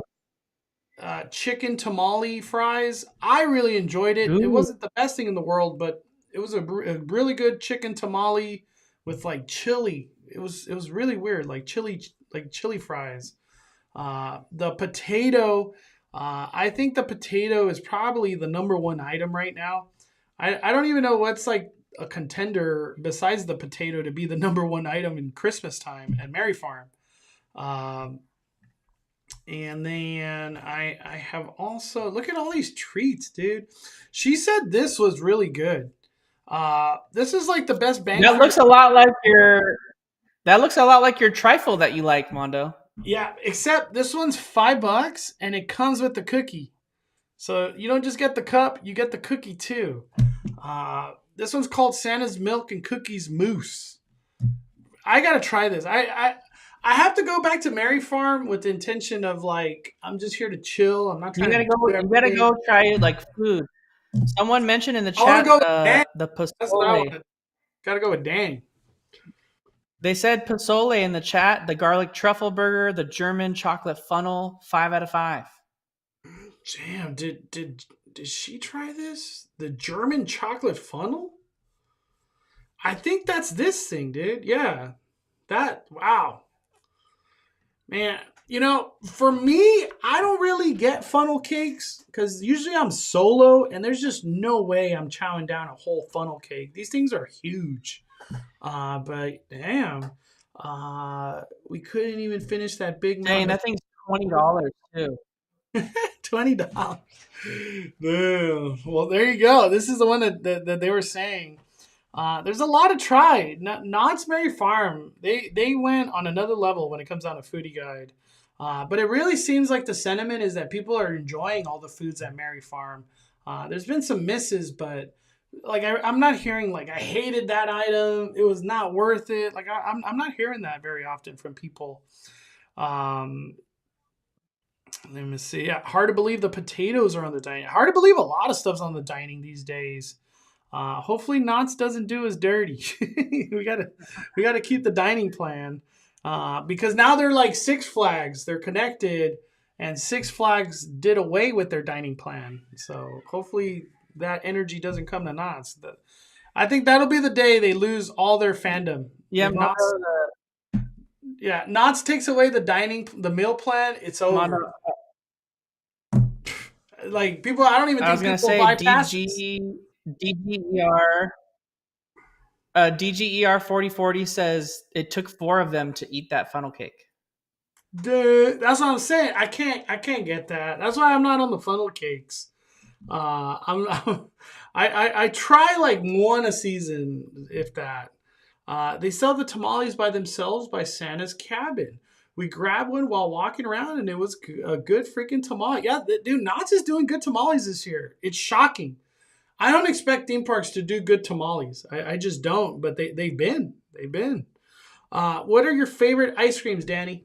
Your favorite ice cream, like your top two. Top two. Well, I actually have a dairy allergy, so I can't really have ice cream. I didn't find out about it until later though, so I do have a lot of like ice creams that I like. So over at Disneyland, actually, they have one of them. The butter pecan ice cream is like one of my Mm. favorite ice creams ever. I love butter pecan. And then I would say like my second favorite would probably be like a tie between just good old fashioned like chocolate chip cookie dough or cake batter ice cream from Cold Stone Ice Cream. For me, it's Thrifty, Rocky Road, and butter pecan and pistachio. Anything Thrifty. Shockingly, Thrifty still exists. I've never been a Cold Stone guy. Dude, butter pecan is like the king. Dude, butter pecan's addicting. Like getting one bowl of butter pecan's never enough. It's just never enough. I feel the same way for all the Thrifty ice creams. Honestly, Rainbow is always good too. I love freaking Rainbow. I was never a fan of Cold Stone. I always felt like I was just getting ripped off, and it wasn't that good. Are you a or were you a 32? Was it Baskin Robbins? I never liked Baskin Robbins. The only thing I like at Baskin Robbins is their rainbow sherbet, and it's like specific to Baskin Robbins. Like no other sherbet from any other location tastes like theirs. It's like really really good. It's that pink, white, and orange sherbet that they serve. That's like something that I can always off the top of my head think that they do better than anyone. And then also like I just remember growing up as a kid having Baskin Robbins like birthday cakes. Their Right. ice cream cakes, I feel like unmatched. Like no one does ice cream cakes better than theirs. And if you're gonna have an ice cream cake, I feel like there's no better ice cream to have with the cake than mint chip. So they always did really good ice cream cakes. I forgot about ice cream cake. Disneyland needs to do ice cream cakes. I don't know where, but do it. Hey, Coco, what's your favorite ice cream at Baskin Robbins? She likes baseball nut. Never had that in my life. That's, I knew she. I know yours was like a weird favorite. A Leave, weird. leave it up to Mystery Bay to have a weird something. Yeah. Can I get 2 scoops of baseball nut? It's like what? What's up, Jamie? Uh, Happy Thanksgiving. Um, I'm trying to think. There was like something else I really wanted to talk about. I know this is like throwing you on the spot, Danny, but I just want to ask you. I think I've asked it before, but I just wanted to talk about it. What is the next retheme? Where is the next retheme coming at Disneyland? There has to be something that's being eyed. And I just want to throw it out there. Could it be Launch Bay? Even though I know it's DVC Lounge. But where's the next retheme? There's a retheme coming somewhere to Disneyland. Where? Where is it? What are your thoughts? Is there anything that just like stands out in your head? both in Tomorrowland. I'm thinking Autopia and Space Mountain. Both are in dire need of a retheme, and not need. They just like in Disney's mind, they need to do it right. So Mm. like those are great attractions that they could retheme and bring a lot of people to them. So I feel like those are definitely attractions at Disneyland Let me throw specifically. this out there too, Danny. Um, when you step back and you look at Tomorrowland, they ain't no characters. What characters are in Tomorrowland these days? Other than the dance party. If some characters could come back to Tomorrowland, what would it be? Like 2024. 2024, what would it be? Could we get Buzz Lightyear but back in Tomorrowland? Is it that hard to ask Disneyland? Can we get Boba Fett? Bring Boba Fett, the old, like the original Boba Fett. What do you think could come to Tomorrowland 2024, Danny? Man, I I don't know. I mean, we've been rumored to have a renovation in Tomorrowland for a long time. At this point, I don't really feel like speculating on it happening because I feel like when we see Tomorrowland happening, it's going to be in pieces. I have no faith in anything happening to the People Mover anytime soon. I was actually just talking to Jar Jar Bougie about the fact that we're pretty much due for new monorails. We're coming up as soon as it reaches 2027. We're coming up on 20 years old for those monorails, if you can believe that. So those are some old monorails, and they're definitely not problem free. So I don't think we have as many problems with our monorails as Walt Disney World does. Maybe they're in need of new monorails sooner than we are, but we definitely need new monorails.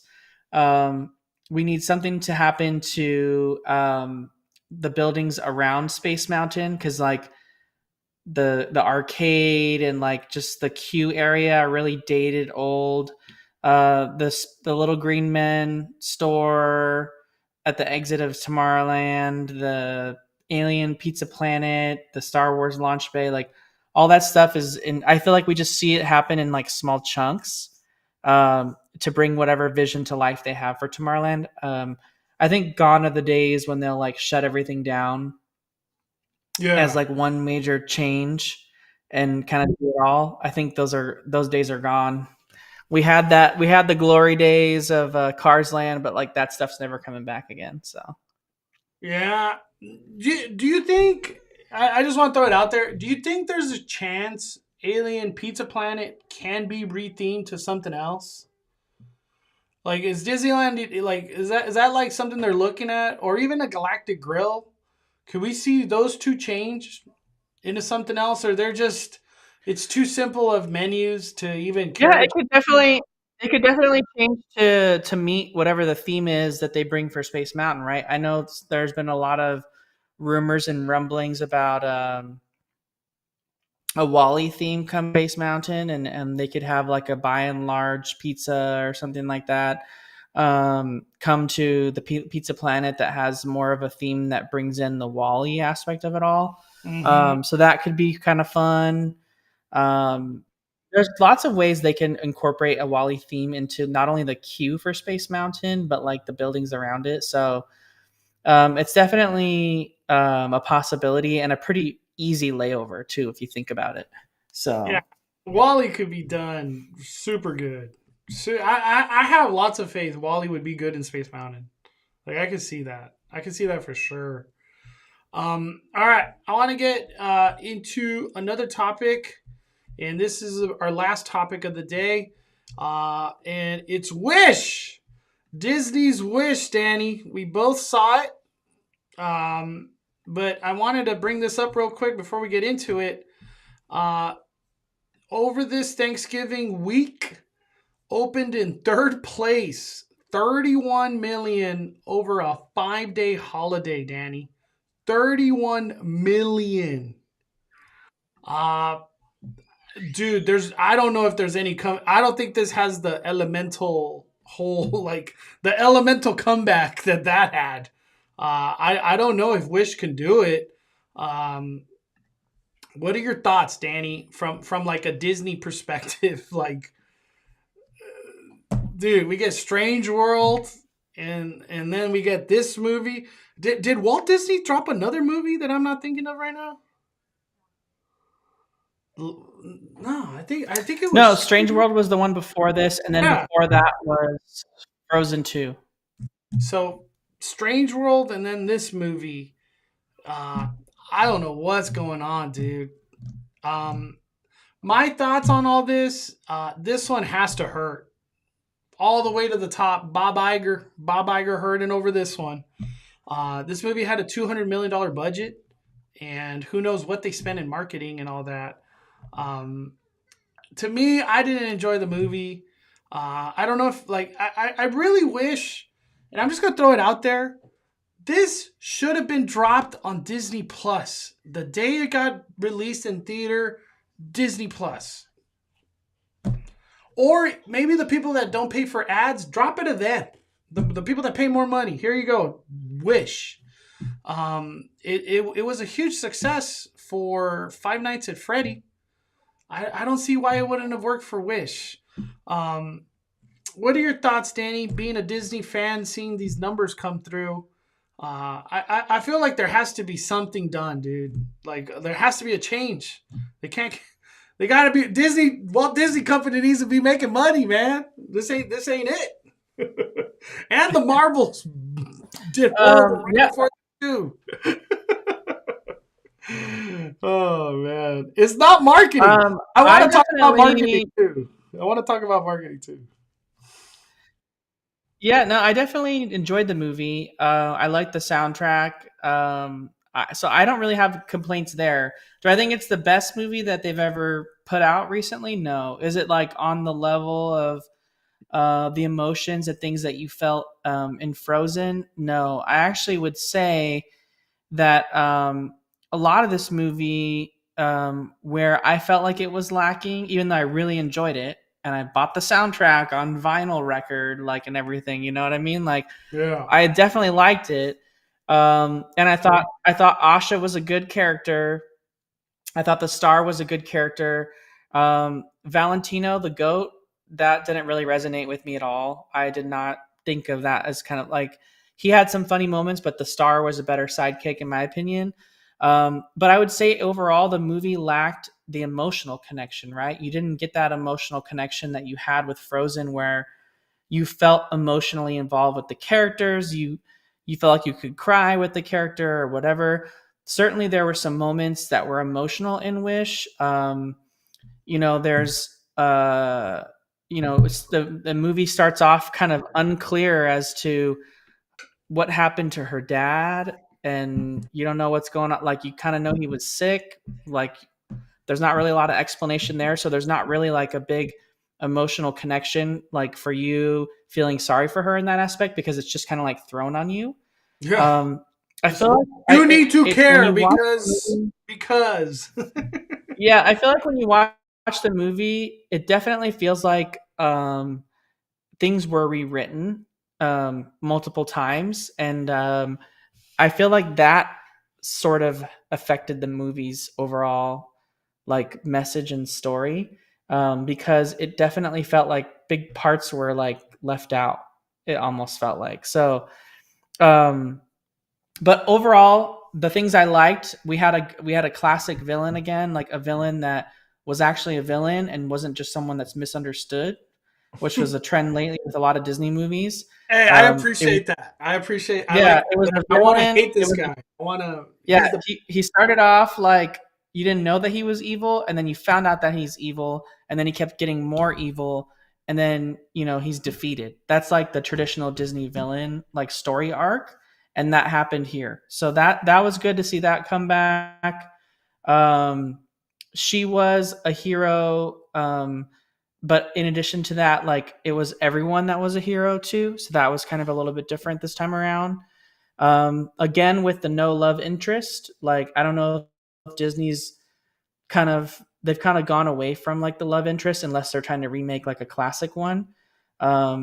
I heard a rumor and saw artwork online that there was variations of Wish where Asha had a love interest, and the star wasn't like the star wasn't a cute um, little star character. It was actually a gentleman that like it took on the form of a gentleman that like became her love interest.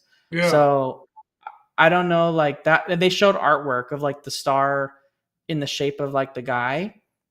Hmm. So I don't know, like it's been a while since like I mean, I guess you could technically say Anna and um Kristoff were like a love interest, but like the main characters like Anna and Elsa and like their sisterhood.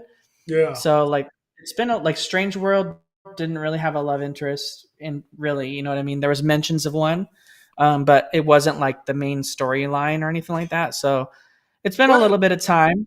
Raya and the Last Dragon, that was Walt Disney too, right? Yep.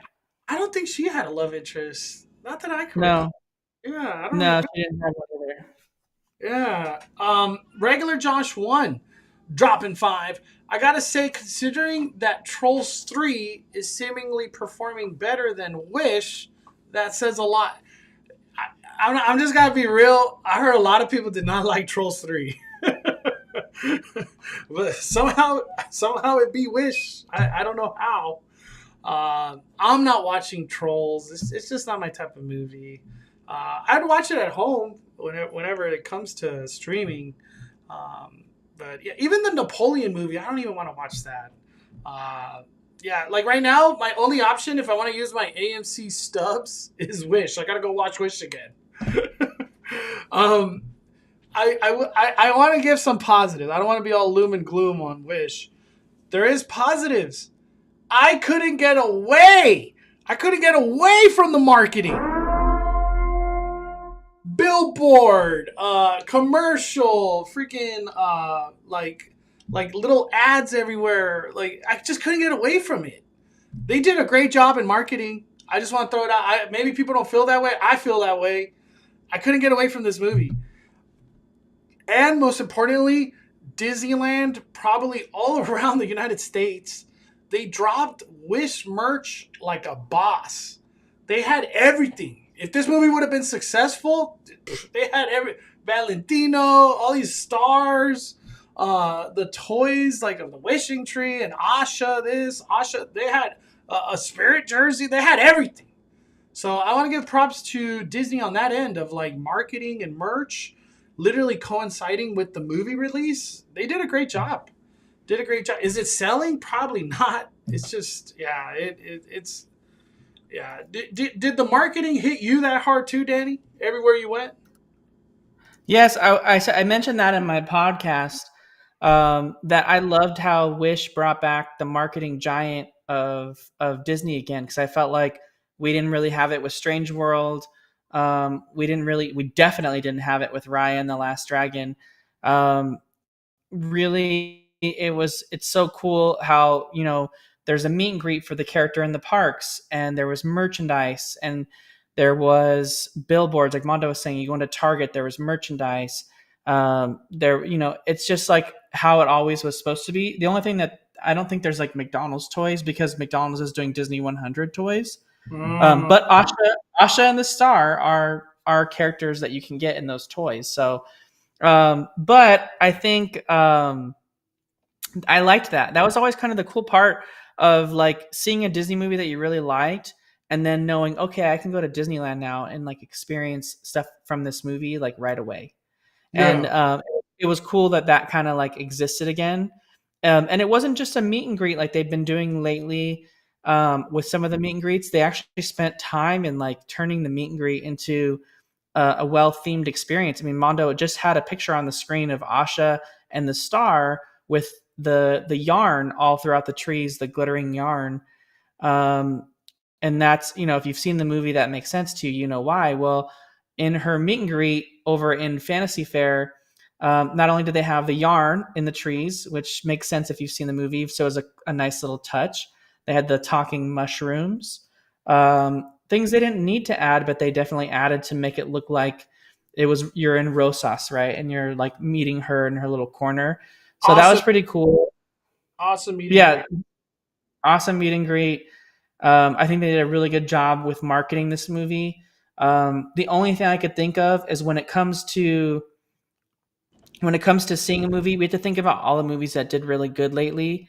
The only thing that was like sort of a kids movie that did like phenomenally lately was Super Mario. And I just feel like after the pandemic, people like just aren't willing to like bust their kids out and like take them to a movie theater. You know what I mean? It's Yeah. hard. Like the movies that did really well in theaters recently, like Barbie, Oppenheimer, like, Five Nights at Freddy's. There's not necessarily like a bunch of kids watching those movies, like the Eras Tour, like those things. Those are like events that are going to get people out. But like going to see a Disney movie, I think parents just will say, "Oh, let's just watch it on Disney Plus when it comes out on Disney Plus." So they'll just wait, and they're not going to go take their kids to see it, and then their kids will just watch it over and over and over again, Yeah. on Disney Plus. So I think they were saying like the Little Mermaid like had one of the biggest debuts on Disney Plus, And and it didn't do like, Elemental too. yeah, and Elemental too. So and those didn't do like phenomenally well in the theaters. Elemental got legs later on and started to pick up, and maybe that'll be the case for Wish. Like, people always want to go watch movies around Christmas, so maybe Wish will get a second win then. Yeah.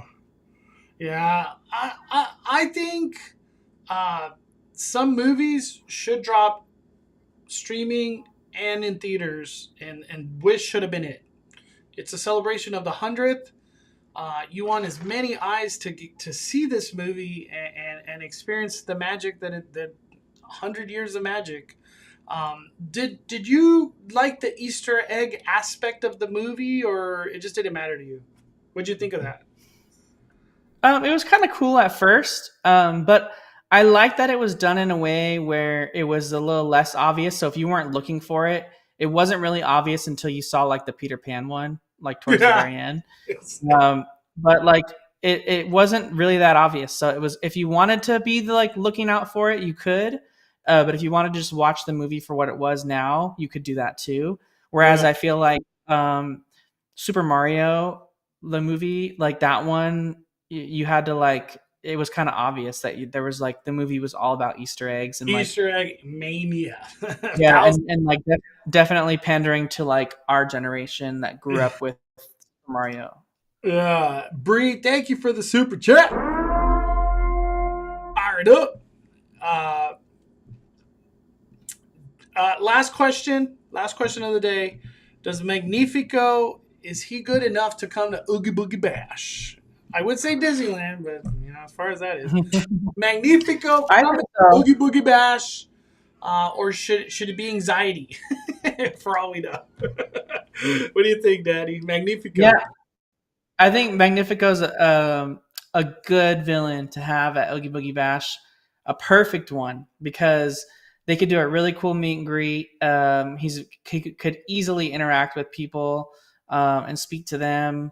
Really, really fun. I really do hope that they do that. Yeah, I think Magnifico would be a good choice.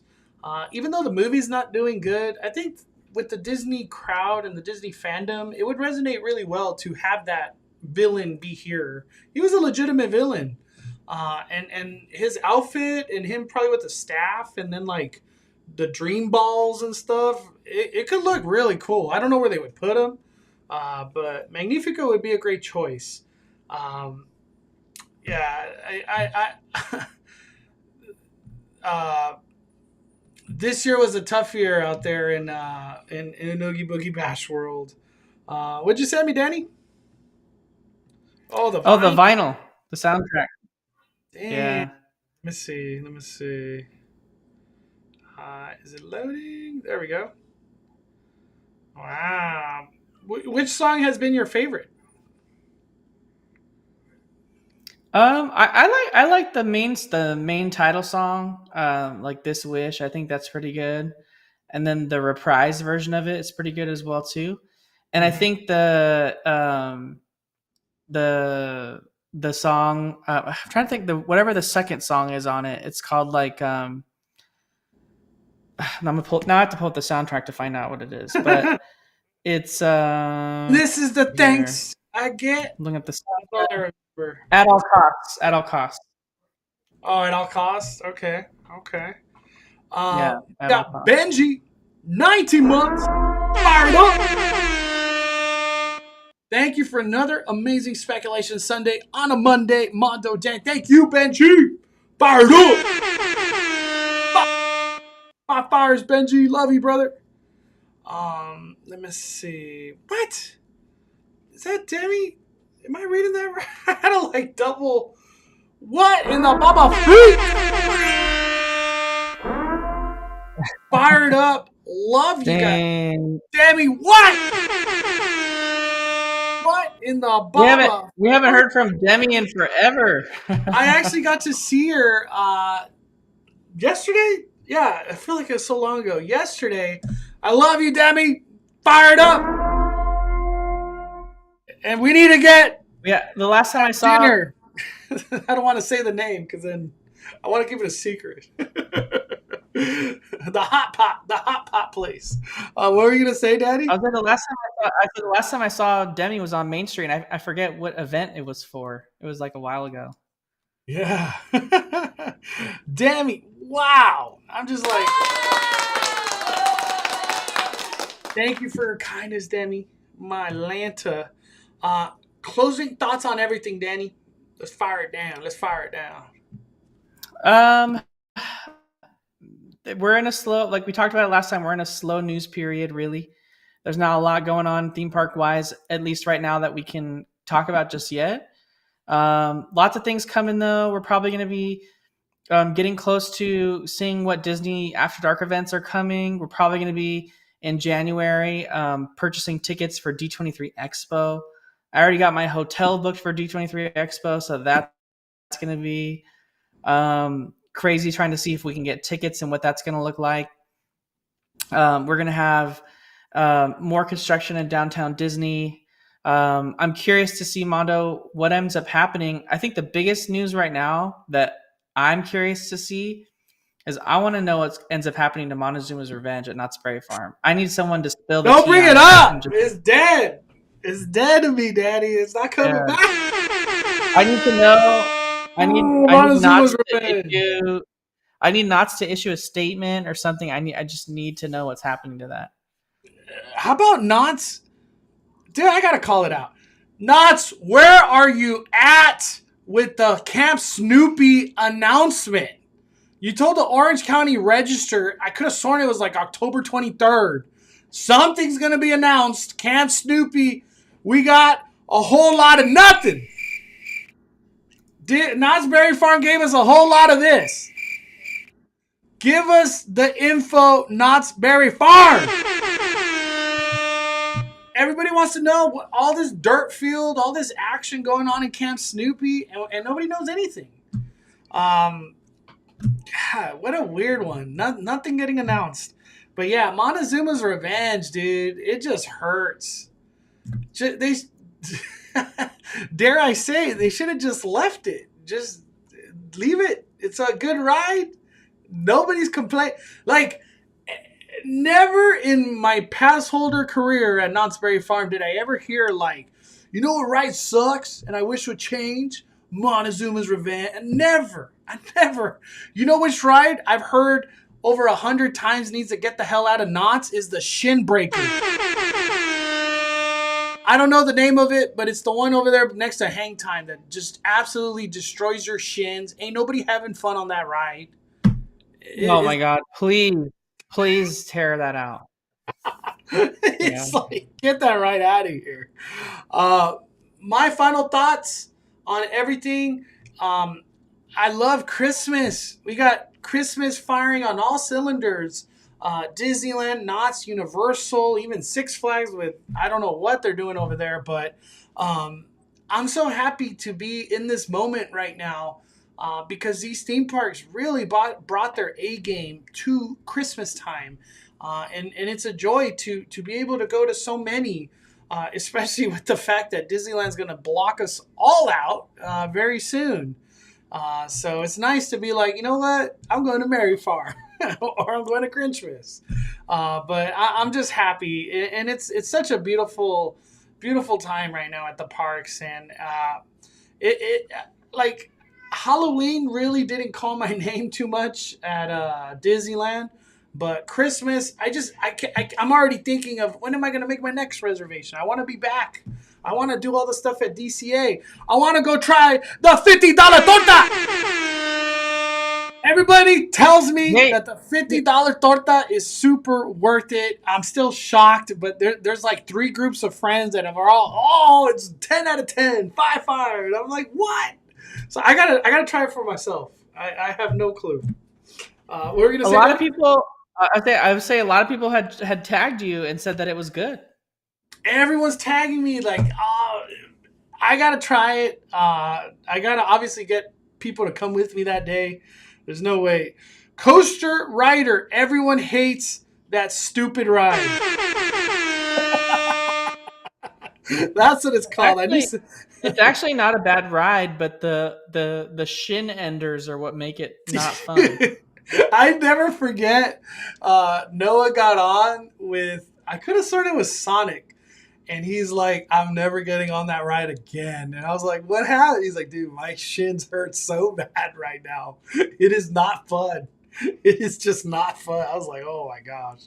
I haven't done that ride in forever. I don't fit on that specific ride because of the shin thing.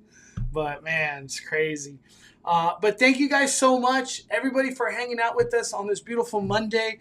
But before we get out of here, Danny, anything you want to promote or say of upcoming stuff on your end? Yeah. I've had a new episode of the 5571 coming out tomorrow. So keep an eye out for that. You can just search 5571 on any podcast platform. Make sure you're subscribed or following, and that'll come into your inbox or your listen box as soon as after 5 a.m. tomorrow. So you can have it for any of your drives or while you're working. So make sure to get that one. I'm hoping soon Mondo and I can do a topic again on the podcast because we're getting a little low, like I mentioned on news. So we'll dive into some topics, people answering some questions and things like that. We had a good time doing it last time, so hopefully to get you back on to do that again. Always down. Thank you guys so much for hanging out with us. Talk to you guys this Sunday, and lots of content to come this week. I'm very excited. Hopefully we get some announcements after Dark event. You never know. This could be the week we finally get something. at a Disneyland. But thank you guys. Smash that like button. Thank you for everybody chit-chatting in the chat. All the likes, the views, the super chat. I appreciate everyone's kindness. 2023 has been an incredible year, and I'm so thankful for you guys. Tomorrow, members only stream. See ya all real soon. We are firing it down. Like Cali Bay, just as Danny are calling it a day. I'm the main host, Mondo.